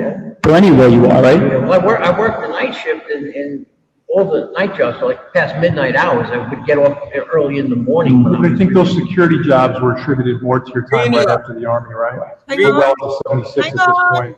I think you're working a cab because didn't you see cab drivers? Yeah. Did you see what was subsequently put up back there about newspaper articles? Yes. I'm just looking now because I'm in the other screen, Eric. I remember that. If you could get them back up, one from Forensic of Evil gives an exact date. And then somebody else speaks of a shooting with a .45 caliber. Okay. Tracy here says DB confessed 2 stabbings. Why not Wendy? Yeah, exactly. Yeah. Yuri was facing 360 plus years. Was 25 more. Plus Wendy said Frank assaulted her at the library. He did not. Fishy stuff. No, he didn't. Who? What? Frank never. And Tracy, may I just say, yeah, about the Bronx sniper, 15-year-old, 16-year-old. So he'd confessed to stabbing 15-year-old Michelle Foreman, but not 16-year-old Margaret Iglesias. And Tracy, in a private conversation with Jay Savino, he was very respectful of Frank DeGennaro. He never said DeGennaro assaulted my mother. Never. Mm-hmm. Never. He's a very honest. Very fishy. Savino's very honest. He was a very top criminal lawyer and highly intelligent. He told me that. He says, no, Frank DeGennaro never, ever assaulted my mother at all. That's amazing. Straight from the horse's mouth. Driver during that time frame, and you and your altered state kind of started to follow along with some of the aspects of cab driver. Right. And the cab driver job was in the daytime in Co-op City. That was the daylight hours. Okay. From morning, I think around 7 to Come back, Dave. 4 or 5 in the afternoon. It's like 10-hour shifts. It was like the Co-op City cab. It was cab, not a yellow cab. It was those cabs on call. And so that was the daytime job. I guess my biggest struggle here is the fact that you don't remember discussing with investigators about the singular woman who's crawled away, because Yonkers went through their entire 3-year history, all the way back till you got out of the military, and tried to figure this case out. I don't think they came into the Bronx. Here we have a person who gets shot in a similar fashion the day after you have a negative emotional reaction to the dogs barking on Coligny, who draws a sketch that's identical to you, who identifies you in a photo array. Well, are they trying to say that Wendy looks elderly? That's not very nice. When? Back then? Well, it's saying about an elderly lady crawling away. She wasn't elderly. She was only 39. Yeah, that's not elderly. And No. and today, not even 70 or 80 is elderly. And you got to remember, David's warped mind, he was seeing demons in these dogs. You know, demons aren't exactly attractive, are they? No, they're not. They're not. So, ugly old lady and a demon dog. You don't know what the hell this guy was thinking? No, but they want to enter the mind. And, who was the person who believed he could enter the mind? Lucifer. It's ridiculous. 3 months later, 2 miles away, had shot in their cars. It doesn't take a detective of 20 years to sort of put this together and say, this is the version of him back then in his altered state. It's a struggle for me, and I don't mean to say that in an offensive way. I'm just trying to help you out. How would I be able to show that I was not involved with that in any way? I love how they think they can trip up a freaking David Berkowitz. Like he doesn't know this game. Come on. I will just repeat once again, like a mantra. This is an insult to the philosophy of jurisprudence and police science. You cannot say we're not charging you with murder. Therefore, you do not suspect him of homicide, but yet you're persisting to get him to admit that he was involved. It's an equivocation and it's vile. Ginger said, no proof David stabbed anyone. The girl supposedly stabbed refused to ID Burke as the one. Well, he confessed to it. Right, but you see, Ginger's right. Ginger's right. And we had this discussion with City of Yonkers Lieutenant Anthony DiMaggio. This is the whole point. He can confess to it, but then you've got to prove it. Why would he confess to a stabbing if he didn't do it, Eric? I don't know, but I'm saying he probably did do it. But I know, but that wouldn't fare well in prison. You're not getting a legal point. It has to then go through a proper process to prove it. People can say they did this and that, but you've got to prove it. Like Rex Hoyerman. He wanted to say he was innocent. He wanted Federal Bureau of Investigation files from the deputy chief, I think his name is Burke, who ended up in jail. He didn't get the FBI files, so he comes around and says, I did them all. Well, where's the proof that you did them all? There has to be forensics, discovery, witnesses, cross-exchange of information. Well, then you could say that about all these people linked to this case, Eric. Exactly, if you want to be truthful. Rena, would you want to be accused of murder if you weren't guilty of murder? Would you want, let's say you said, yeah. Well, what about all the people Maury accused, Eric? Alleged. Or did he accuse? Come on. Where? Show me. Give me a name. Make me recall. I mean, we've gone over the list countless times. He suspected many people were involved. He was naming John and Michael Carr as the shooters. Hold on. Suspicion. And they were dead. Yeah, but wait. Suspicion. Suspicion is accusations. Suspicion. I wouldn't want to be accused of being an accomplice for a serial killer, would you? It would in a book that millions have read? No proof? He doesn't make a formal accusation. Oh. Come on, let's carry on. We're going to get sidetracked. Well, if you don't remember that you said there was a woman that crawled away, if during that time frame we found a woman that crawled away, is it a possibility that you can't remember this? No. I don't see how I would forget something like that. But my question would be, if you remember such minute details of that time frame, you should also remember when you spoke to investigators that you told them there was one other case of a woman that crawled away. How would they expect him to remember? What investigators those were. Probably from Yonkers. Because it was investigated. correct. I don't recall ever talking to any officers from detectives from Yonkers. So when I was arrested, everything was in New York City. I don't recall ever any being approached. So that information was relayed to them somehow.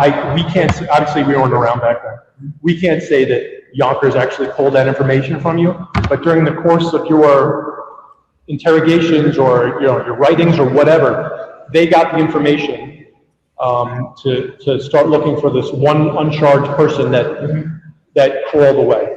I mean, this is an article from back then. See what else it says here. All right, regarding Berkowitz statements about a Yonkers shooting, very bare bones, no details. Authorities, she crawled away. She didn't die. Wouldn't the victim have come forward at that point? Like, yo, I was shot by that dude. That's that serial killer that shot me.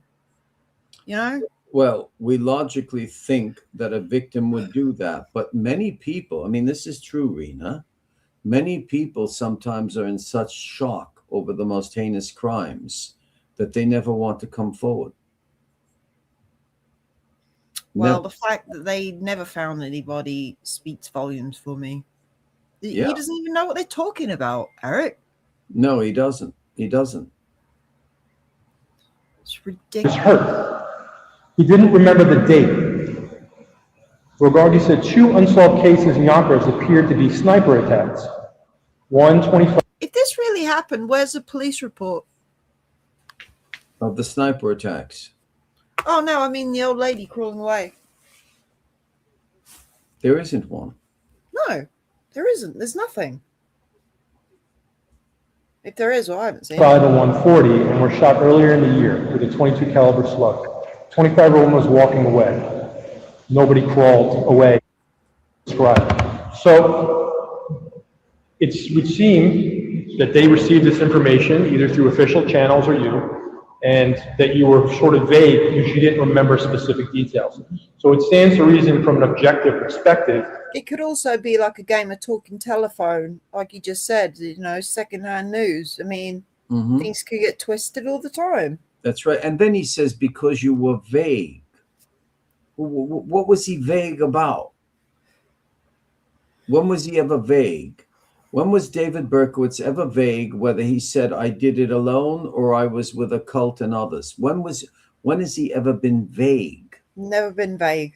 Never, whether he's with a collectivity or on his own, the two stories he gives. He's never been vague. I mean, just look through his post-arrest confession. I mean, it's very detailed.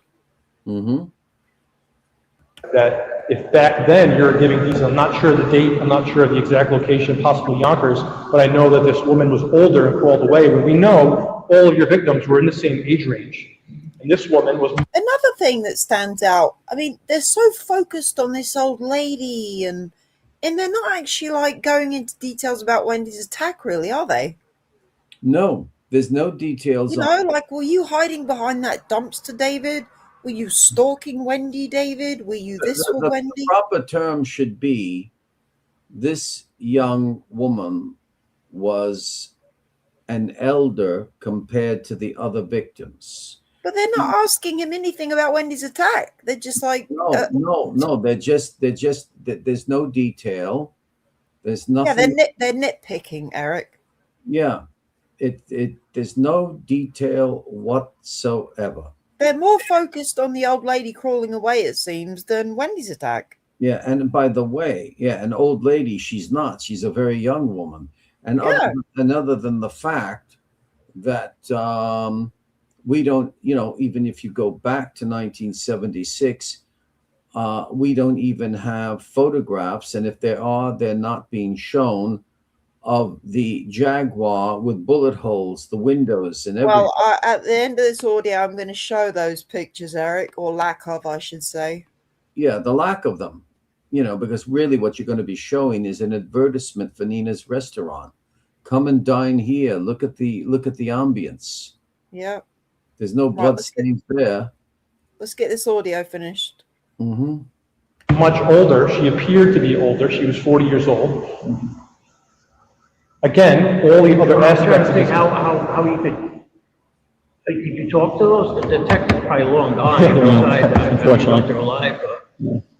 Wow, that's crazy. I don't know what to tell you. I'm not trying to hide anything. No, I don't. You're being, listen, if anything, maybe you don't remember, but I think there's a good possibility that you were involved in this. Your position is absolutely not.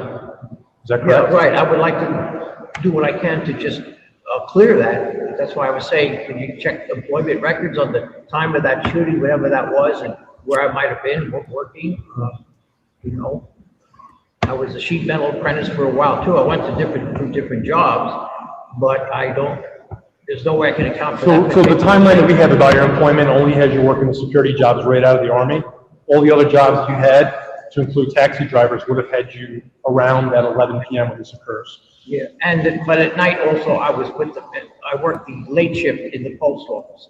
I would come in, I think around 3:30, 3 o'clock, 4 o'clock, and work till after midnight, 12:30. So, no, I understand.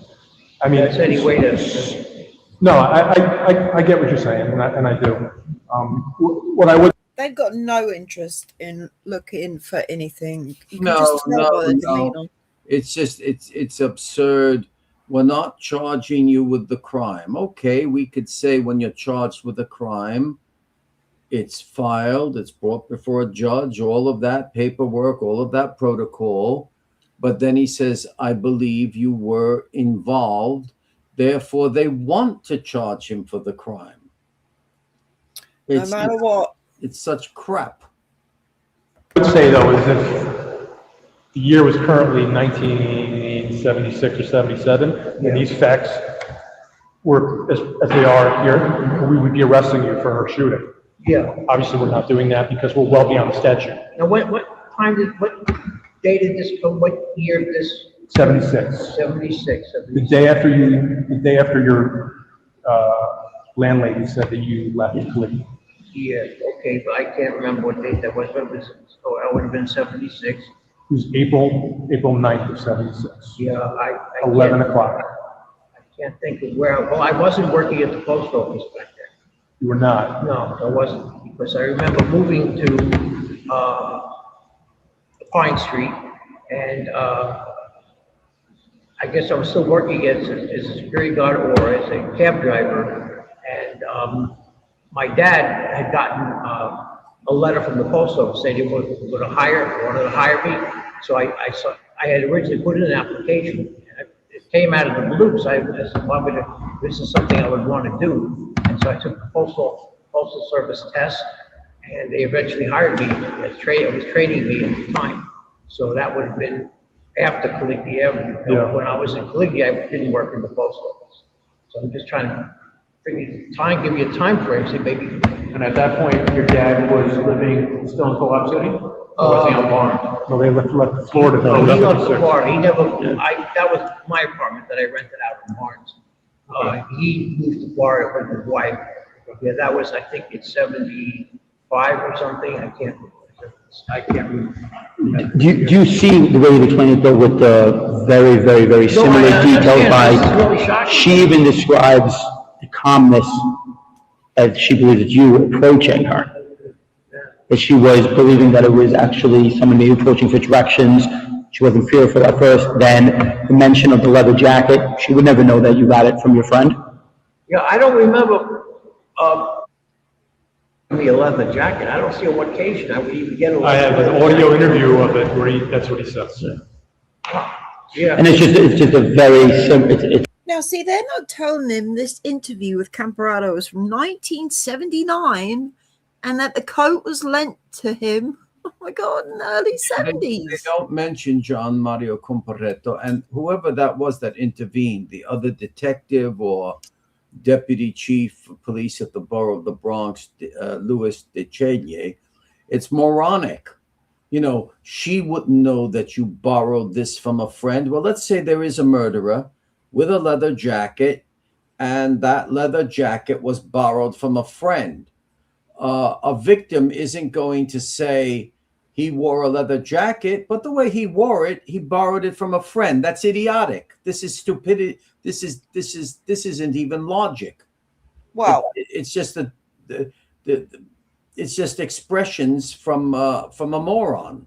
well, you know who was wearing a leather jacket, don't you? Yeah, Mr. Joseph Pacina. That's right. And Wendy, in a police report and in Wendy's audio tape with Detective Klein, she describes her attacker is wearing a leather jacket and dark pants, which was the morgue photographs of Joseph Pacina, who was shot the night Wendy was shot, is wearing dark pants and a leather jacket, just like Wendy described. So make it out what you will. Mm-hmm. the spot on fact, what she's telling us. I mean, as this well. could be the most unfortunate set of aligning circumstances which point to your guilt, but you're saying it's not you. You know, listen, at the end of the day, we have a case that paints a picture. Yeah, I understand. Your statement, we respect what you're saying.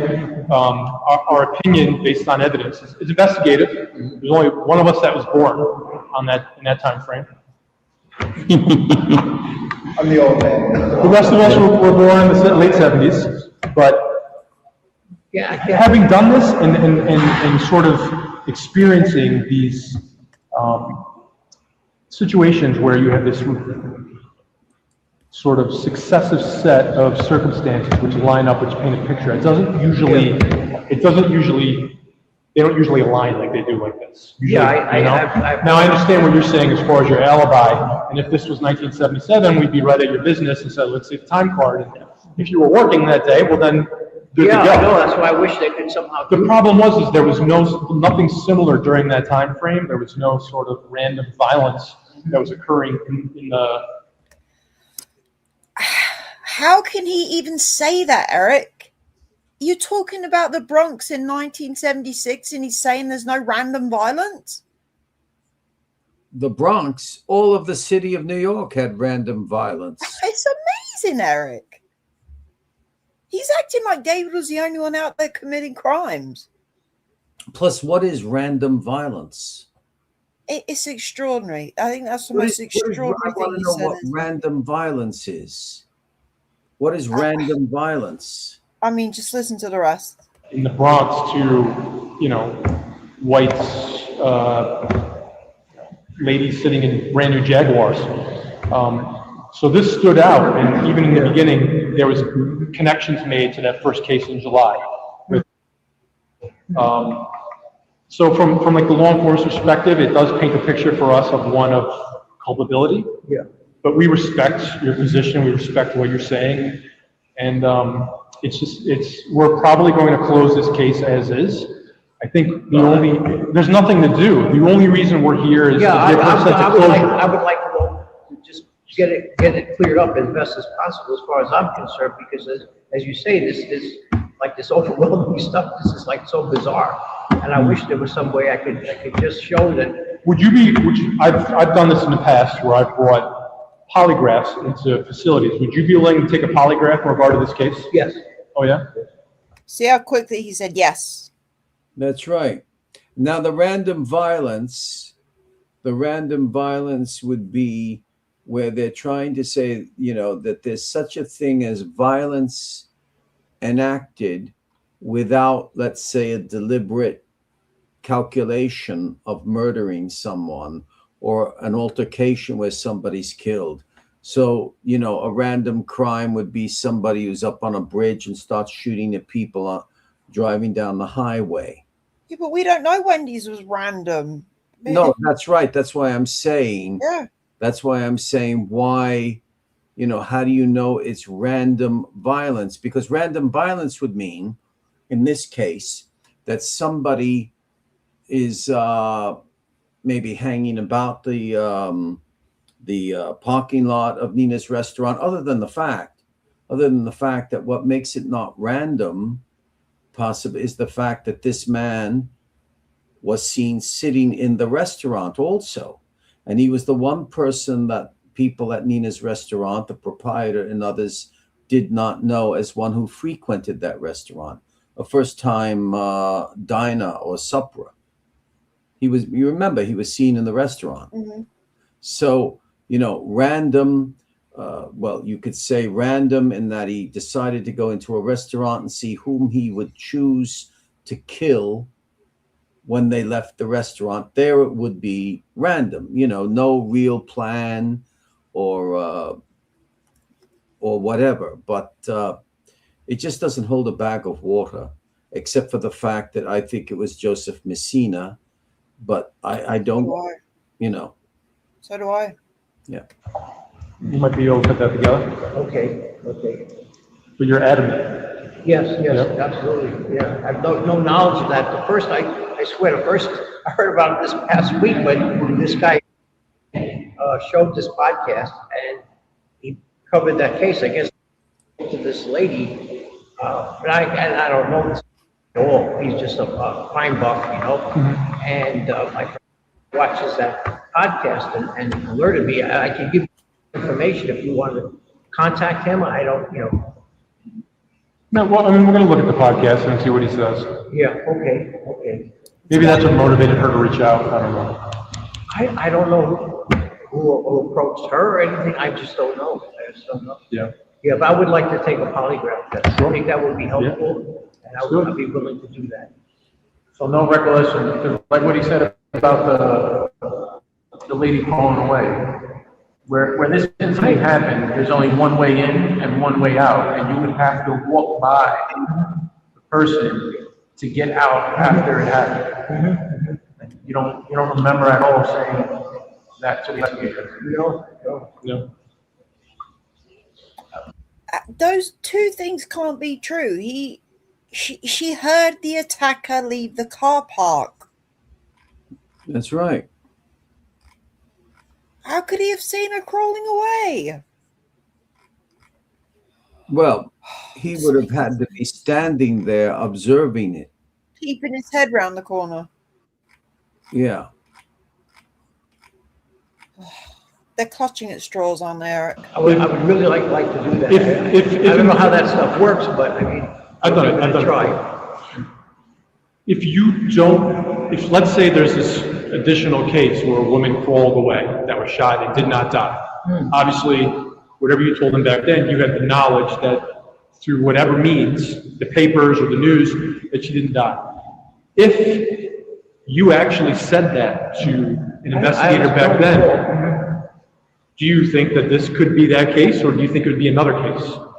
Or I can't think of any case where a woman, I said a woman just crawled away. I don't know what I was thinking at the time.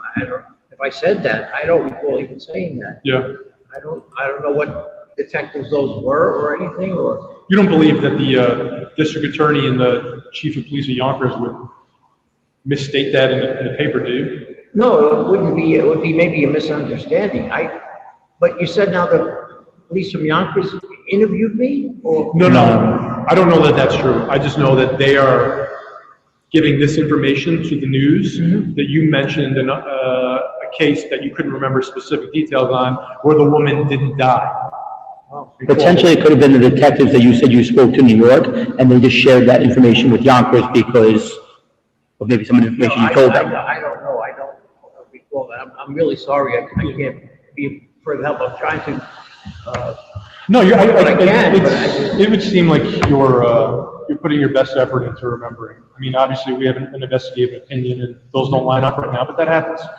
Let me ask you this: is there any other cases that you think we could close out by talking to you in the Bronx, Yonkers, anywhere? No. Yeah. I took responsibility for everything, and I'm doing my time. You're a changed man. Yeah. I believe him. So what you mentioned, this woman here, that day, it's April 1976, her whole life, ever since then, she's 87 now. Yeah. Her whole life has been about that day. She went on to live a good life. She has children, and she's doing well for herself. Was he But talking her whole about? life revolves around that one day. Yes, I understand that. He's talking about Wendy, how this affected her life, and Yeah, that wasn't that clear. That was a bit echoey. yeah, it was a bit muffled, wasn't it? Like the detective mentioned earlier, she did a sketch that day in the hospital.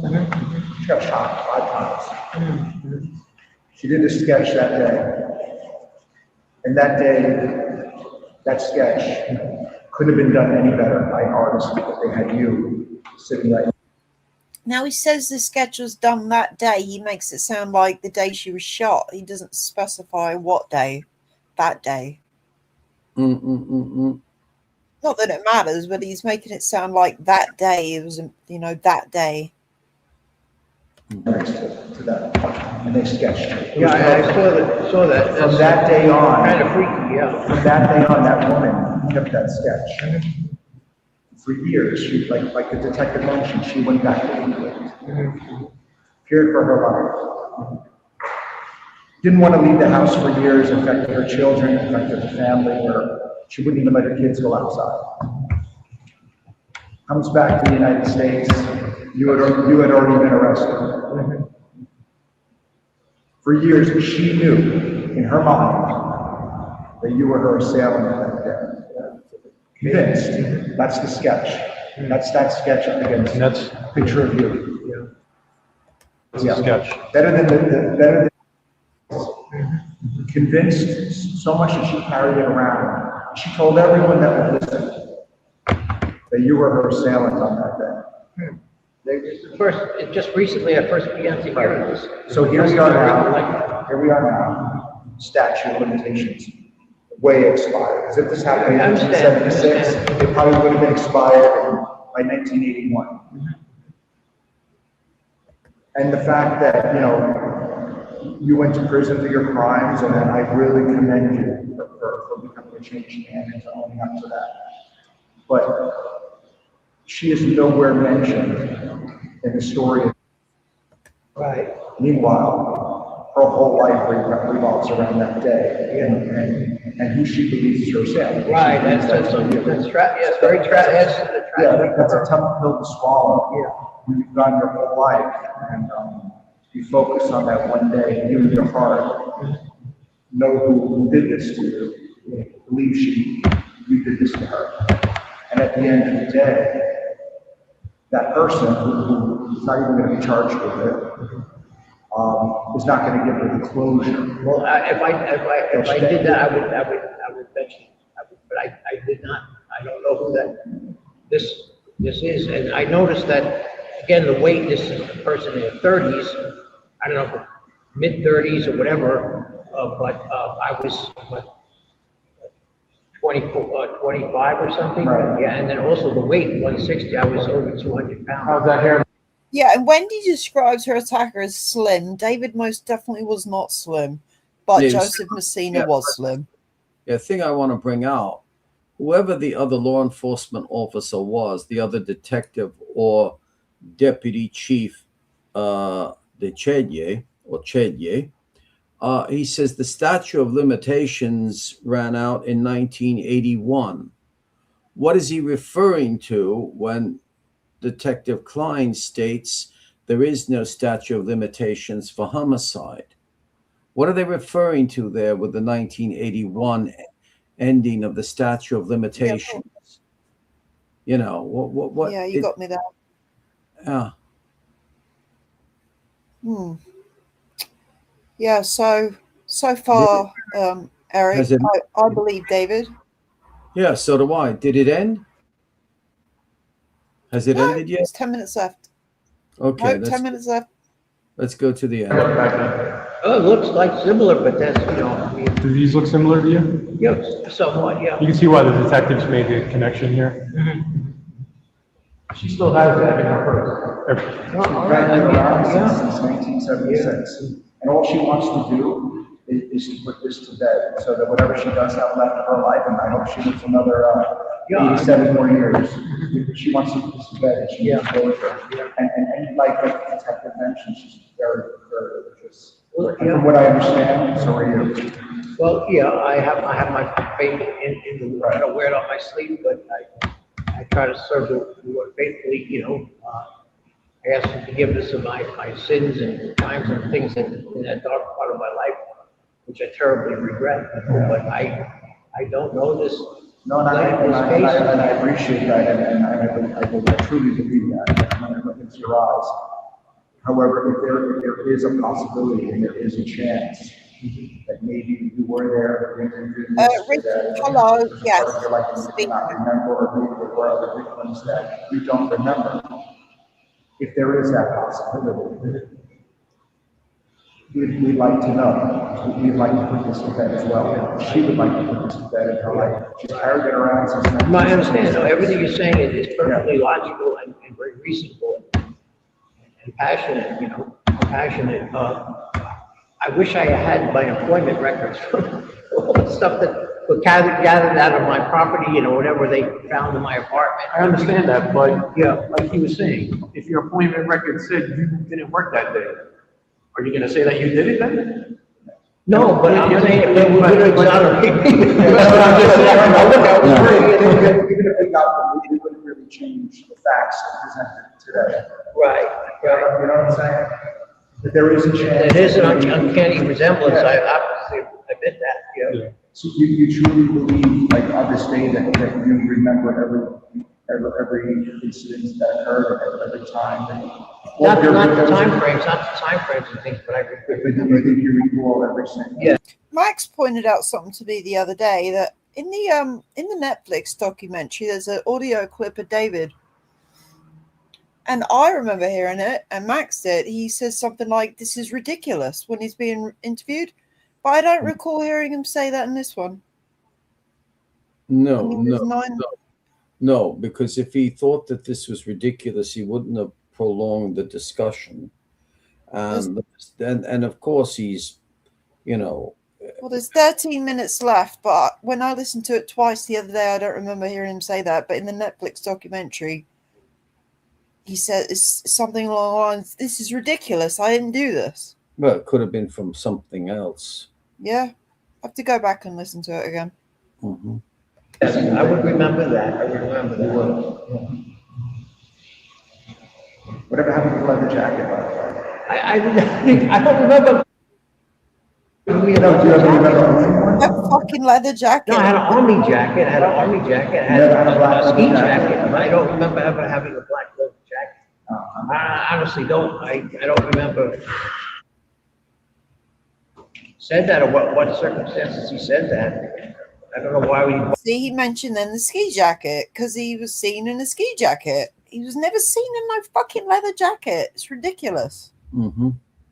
Borrow a leather jacket from him. I mean, leather jackets were pretty cool back then. Yeah. Bonds was a big thing, right? You did live over a garage, right, like the Bonds. Yeah. Is there a potential that you just, like they were saying, that you just blank out certain aspects of your life from back then? I'm sure they probably were. Yeah, I'm probably sure they were. Yeah. Do you think that could have fell into those? Go ahead, go ahead. I don't. I would remember something like that clearly. I would remember something like that clearly. And you're saying something like that, like an incident that you pulled the trigger or you shot a gun, like that memory is clear to you? It would be clear. I may forget, like with all these cases, Yeah. dates, Yeah. and the times and circumstances, but I would remember them to enough. See, and I get your point on that. That's why I think we keep going back to that part where you explain crawling back. So potentially, do you just forget I can't. every aspect of what happened to her, but you remember one of the key things because maybe no one's ever crawled back before in a situation. No one walked away from the situation. I don't remember. And that stuck out to you because that woman did crawl back. I wish I could remember the circumstances where they said that I said that, who I was talking to at the time. I can't remember ever saying that to anybody. Do you ever remember a woman sitting in a silver Jaguar, brand new, in a parking lot? No. I'll show you the parking lot. Maybe that'll jog your memory. Why are they Here's the only parking lot here. No? No. One thing that's sort of been bothering me is when we first started going through this stuff and we discussed the cases, you said you only ever used a 44. Why would you think we'd suspect anything different? Why would you think she wouldn't have been shot by a 44? Well, that was a very rare gun. Wasn't very common. And second of all, the ballistics wouldn't match up. You know immediately that was what that weapon was. So I figured the only gun I had was a 44, as far as a handgun, and so she would have been shot with that. So I don't know what other caliber or whatever that was. That's why I mentioned that. It was very unique. Gun with limited distribution or whatever. Just for the record, she shot in April and you bought the 44 on June 12th. Okay. So it would, all right, then it would have been different. All right. Did you ever own a 32 caliber? No. Did you ever borrow one from any of your cop friends that use it as an off-duty or anything? No. No. Did you ever own a 22? I had a 22 caliber rifle in my apartment, as well as a shotgun, 12-gauge shotgun. But nothing. I wish I could be of more help. I'm trying to think how could. Well, it's really, like they mentioned, it's really for her. You know what I mean? You gotta understand that. I appreciate that. I wish I could. Unfortunately, she. He says it's for her. How is that David's problem? Do you want him to confess when he didn't do it? I mean.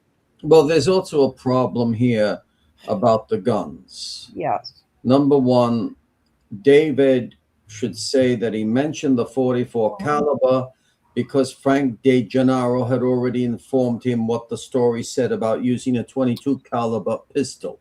Yeah, he should have made that clear. And number two, I have Robert Klein writing to me that they went through the records of David's correspondence, and they found that it was Frank DeGennaro who gave the information to him. Well, there you go.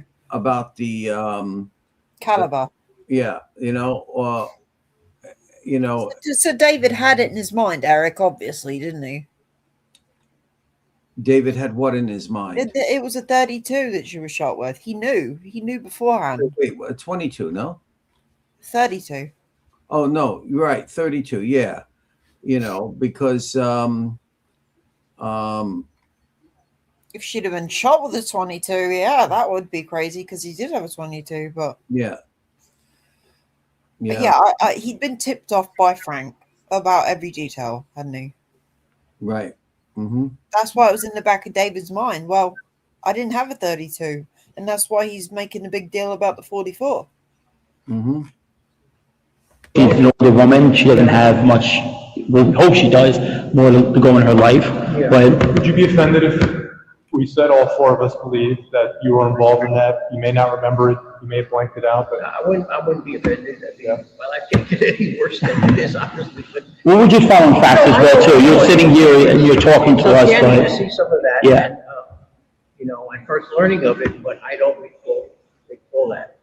I mean, uncanny is a good. Yeah, he Is a mentioned good adjective way to describe it. I mean, it's. He didn't mention the 45. Oh, listen, I have to correct this. I've never seen as many facts line up and, Hang on. you know, a pattern of crimes. Why, Eric? I have to correct something about the information from De Gennaro, okay? De Gennaro never mentioned the caliber. They went through, he says, Berkowitz told us during the interview that Frank De Gennaro had given him a heads up about the fact that there was an investigation, but when we pressed him twice about why he mentioned caliber, he never said De Gennaro provided that detail. Okay. But I read the correspondence between David and Frank. Yeah. Well, I'm just saying this is my execution with KLEIN. Yeah. So, you know, I don't even know why David gave them all this time. Yeah. Before purchasing the 44, did you have any other interactions, whether it was a friend's gun or automatic guns, anything like that? No. Handgun? So you never held a handgun prior to buying the 44? I had Besides being in war or anything like that with the Army? well, in the Army, I had the 45 when I was trained. But coming home after military, prior to purchasing the 44? Well, I had a replica handgun. What kind was that? It was I think it was a 38 caliber replica handgun that actually with us. We went down to Washington D.C. and there was some kind of patriotic event, and there was a store that sold like replica handguns and little kids. I was I think 17 at the time, and so we all bought guns. I believe too. Okay. Yeah. But you never held No. a handgun prior to purchasing the 44? No. Other than the replica, yeah. A replica that day as well? I believe he did, yeah. What a very Yeah, it was. replica. I don't know what model it was, but we were four of us. We stopped at this shop and there was offering handguns. I don't even know why we stopped there, but they said, well, we bought those, which it's legal, you know, because barrel was all sealed up, and we were just kids then, teenagers. Yeah. I was with the auxiliary police, the 43rd precinct, just getting started with that. And that was interesting. And then I went into the Army as soon as I finished high school, and then tried to start my life over again when I got out. But I don't. Yeah, I wish we could get to the bottom of this, and I'll be open to take the lie detector test and any kind of anything I could do. Well, I think in our life, I think like he said, we kind of feel like we believe it's you. We're just being honest, and it's nothing offensive, right? You know, but we just go by the facts as detectives and the evidence. Fuck is this? Were you ever diagnosed with any sort of, obviously, you were mentally ill when this was happening, right? What were you diagnosed with during that time frame? Well. Yeah, when did you first start experiencing those feelings? Probably more after I got out of the Army and started my life again, and I started to get into the Satanic Bible and stuff like that. Just began to lose focus, was trying to find my way. All the friends I had hung out with before going into the service, they pretty much moved on with their lives. So when I tried to reconnect with them, my father was a firefighter, and these other guys, they all just. Because when I left the army, I was 18. When I came back, I was 21, and these guys had gone on. I know exactly what you're describing, because when you left, your life was like a snapshot of like being a late teen, partying, good times. Yeah. And you go away, and you come back, and in your mind, it's still going to be like that. Yeah, sure. I saved a lot of money when I was, not a lot, but like maybe $5,000 being in the service, because I lived in the barracks, which I feel I did pretty good. And then I went to find different jobs. I joined my dad again in the Bronx, but he got married, he was moving, so I found my own place. I located my birth family. That was a wonderful blessing, and just tried to make a life for myself. If things went off course, so, regret that. Do you see the pattern behavior that existed as a result of your mental illness and the way you had a sort of negative emotional response to barking dogs? Yeah, I guess for some reason that disturbed me. It just triggered something.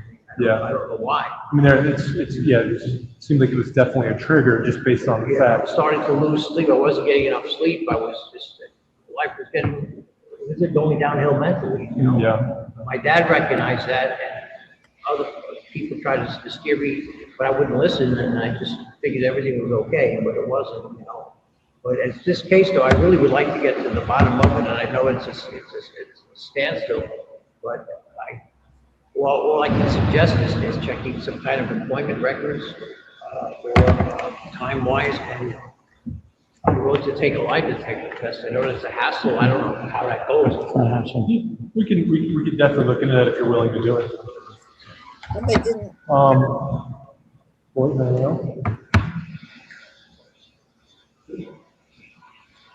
Anything any other questions or anything? No, I'm going to have to let my friend, let him know. He's down now, and let him know what's going on, because he first told me about this in the email when he saw this program on his podcast.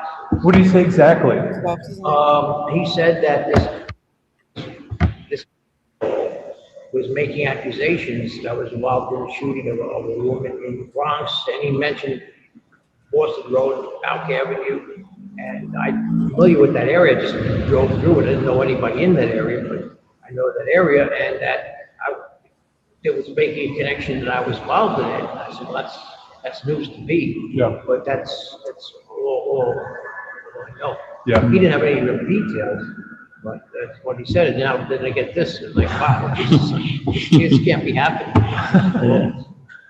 Well, we really appreciate your time. You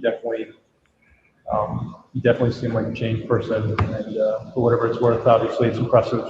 Well, I mean, I feel like I let you down, but I'm trying to right the ship here, because I know that I wasn't involved in that. I would definitely feel better if you had recollection of this, or if you obviously voiced your involvement in it, but we want the truth. We don't want to be placated with an answer, obviously. But you closed it. We have to have integrity in this stuff, so. Yeah, I agree with you. That's why I'm saying I'm trying to figure out how I could possibly show you that I was somewhere else when this happened, We'll work on it, and maybe if we can work on it and get some records, and we'll stop that. Yeah, I really wish you would do that somehow. I don't know how. I don't know what job I was doing at that time. Perhaps we could run your social security, let's look at your taxation. I would really ask you to please do that, the tax records, all those things, to see what jobs I was having at the time. Yeah. And I think that would be a big help. I would like to exonerate myself too. I know it looks terrible looking at this stuff here. It does look pretty bad. But I would like a chance to just clear my involvement with that. Sure.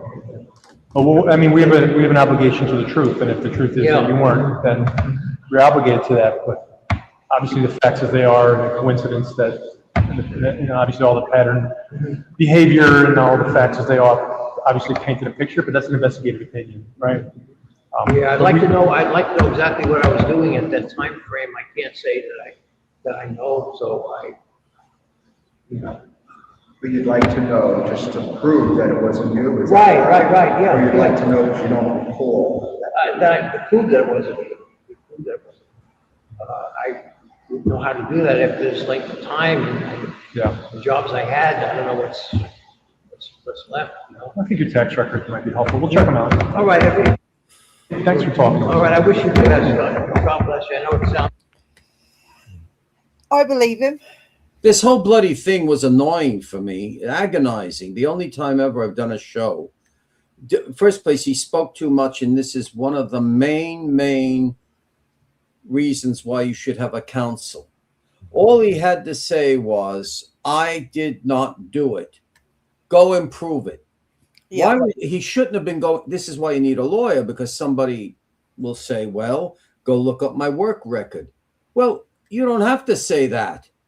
If they should say, okay, we're going to look up your work record. Go ahead, do it. But I mean, when David says, I wish you could find my work record or this or that, so I could know where I was, that's how you could get accused of it. Yeah. The fact of the matter is, they want to look up his Social Security and tax records. They should have done that before.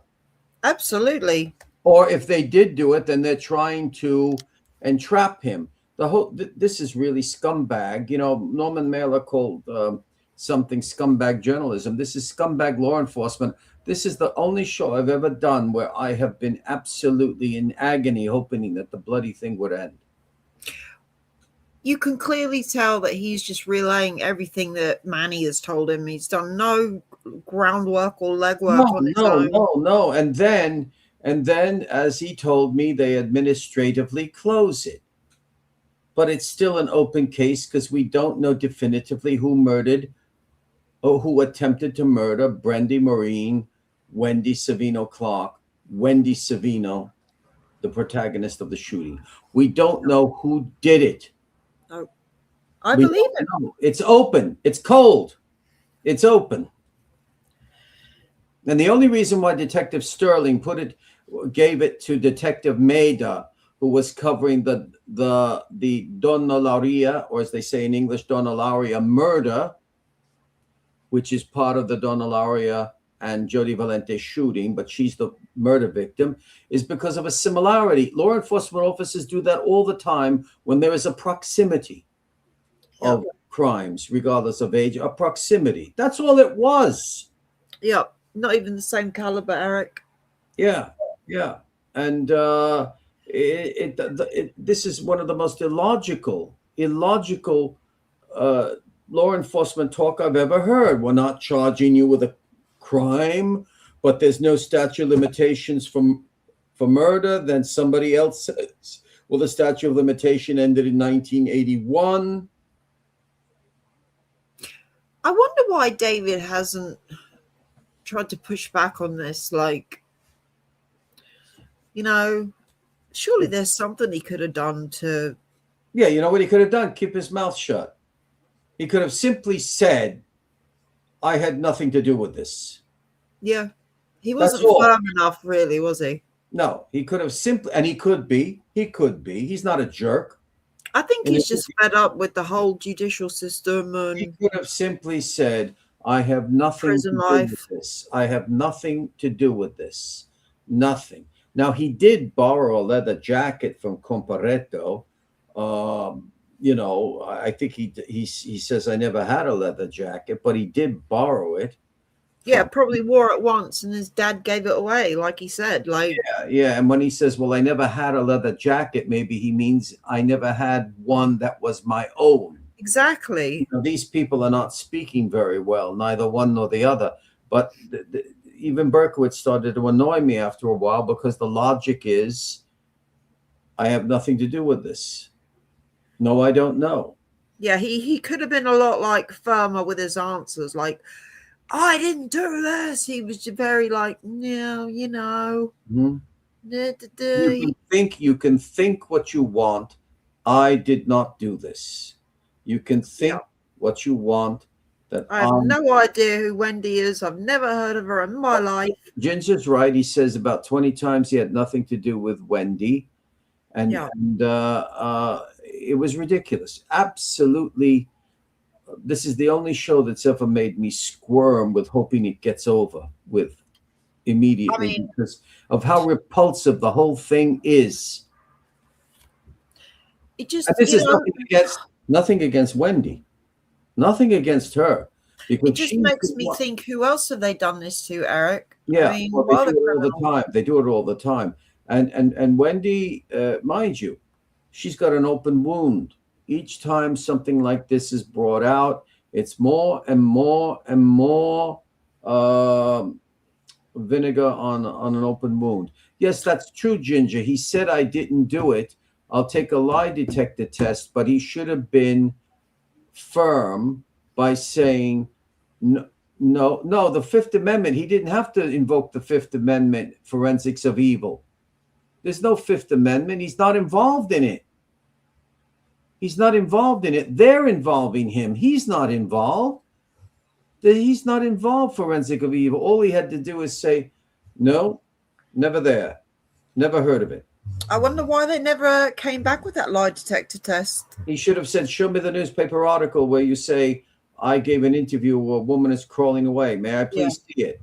And maybe his name was there, but he'd say, well, whoever wrote this is wrong because that's not me, and they're putting words in my mouth. It could be like that. But it didn't, He said he didn't know Nina's. Ginger, my point is that this could have ended in half an hour with proper counseling. In half an hour with proper counseling. They expect David to know every single freaking restaurant in the Bronx. I mean, it's ridiculous. Mm-hmm. And did Detective KLEIN even go and look at anybody else tied to Wendy's case, like suspects like Joseph Messina? Did he even go and look in his background or what caliber of gun he was shot with and maybe tie it to Wendy's? I have no idea. The only way you can find that out is if you were to ask him, Rena. And we know researchers have been trying to get the caliber of guns that Joseph Messina was shot with to no avail. Oh, well, as Frank DeGennaro said, even his own father couldn't get the report. That's crazy, oh. And Frank DeGennaro can't get the report. Forensic says, I believe Berkowitz is not involved in the Savino shooting. He still has a lot of things to keep under wraps. I believe him. Oh, I believe him. And the reason we're not playing Wendy's tape is because we've heard it all before. No offense, Wendy. It's a little bit long. The only reason I wanted to play this is because we hadn't heard it in full. We'd heard clips of it in the Netflix documentary, which you haven't even seen, have you, Eric? No, I haven't seen the Joe Berlinger. So I'm going to go back and watch the end where his audio tapes played because I and Max both heard him say that. I don't have Netflix. If anybody can give me a copy of the film, I'd appreciate it. Ruby the Wizard is no longer my friend, so I can't have somebody who knows how to legally download these things. Well, I think we went over this tape fairly well, as best as we could, with how. Yes, we did. Yes, sounded particularly good, but I believe him. Mm-hmm. I believe, and none of what we're saying is against the Savino family or Wendy Savino. I mean, no, not at all. This whole thing is a protracting. Just asking questions, right? It's a protracting pain for her. It's a protracting pain for her. If you go over this tape meticulously, the logic is illogical. It's illogical. Come on. Well, Eric, I'll let you go, my friend. Thank you for giving up a couple of hours of your time. Oh, it's a pleasure. And we're going to be back, and we're going to be back with more. Well, that's the thing with this case. Just when you think everything's dying down and quiet, boom, something else pops back up. But you see my logic about playing that excerpt from my interview with Rutledge? Yes. Where they had something definitive. They had concrete. They had things that were concrete to propose. and it's closed. It's closed. Why was this case opened? Yeah. Why was the Son of Sam case opened again? Now, somebody will say, well, no, it wasn't opened. Well, yes, it was. You involved him in something. Forget the word official. It was opened. Yeah, what would have happened if Mr. Grossman hadn't came along to Wendy's aid? You know? What would have happened, Eric? Nothing. They should have let sleeping dogs lie. Yeah. Well, who knows what may come along tomorrow. All right, Eric. Thank you, my Well, friend. sweetheart. We'll be in touch. Okay. Thank you, chatters.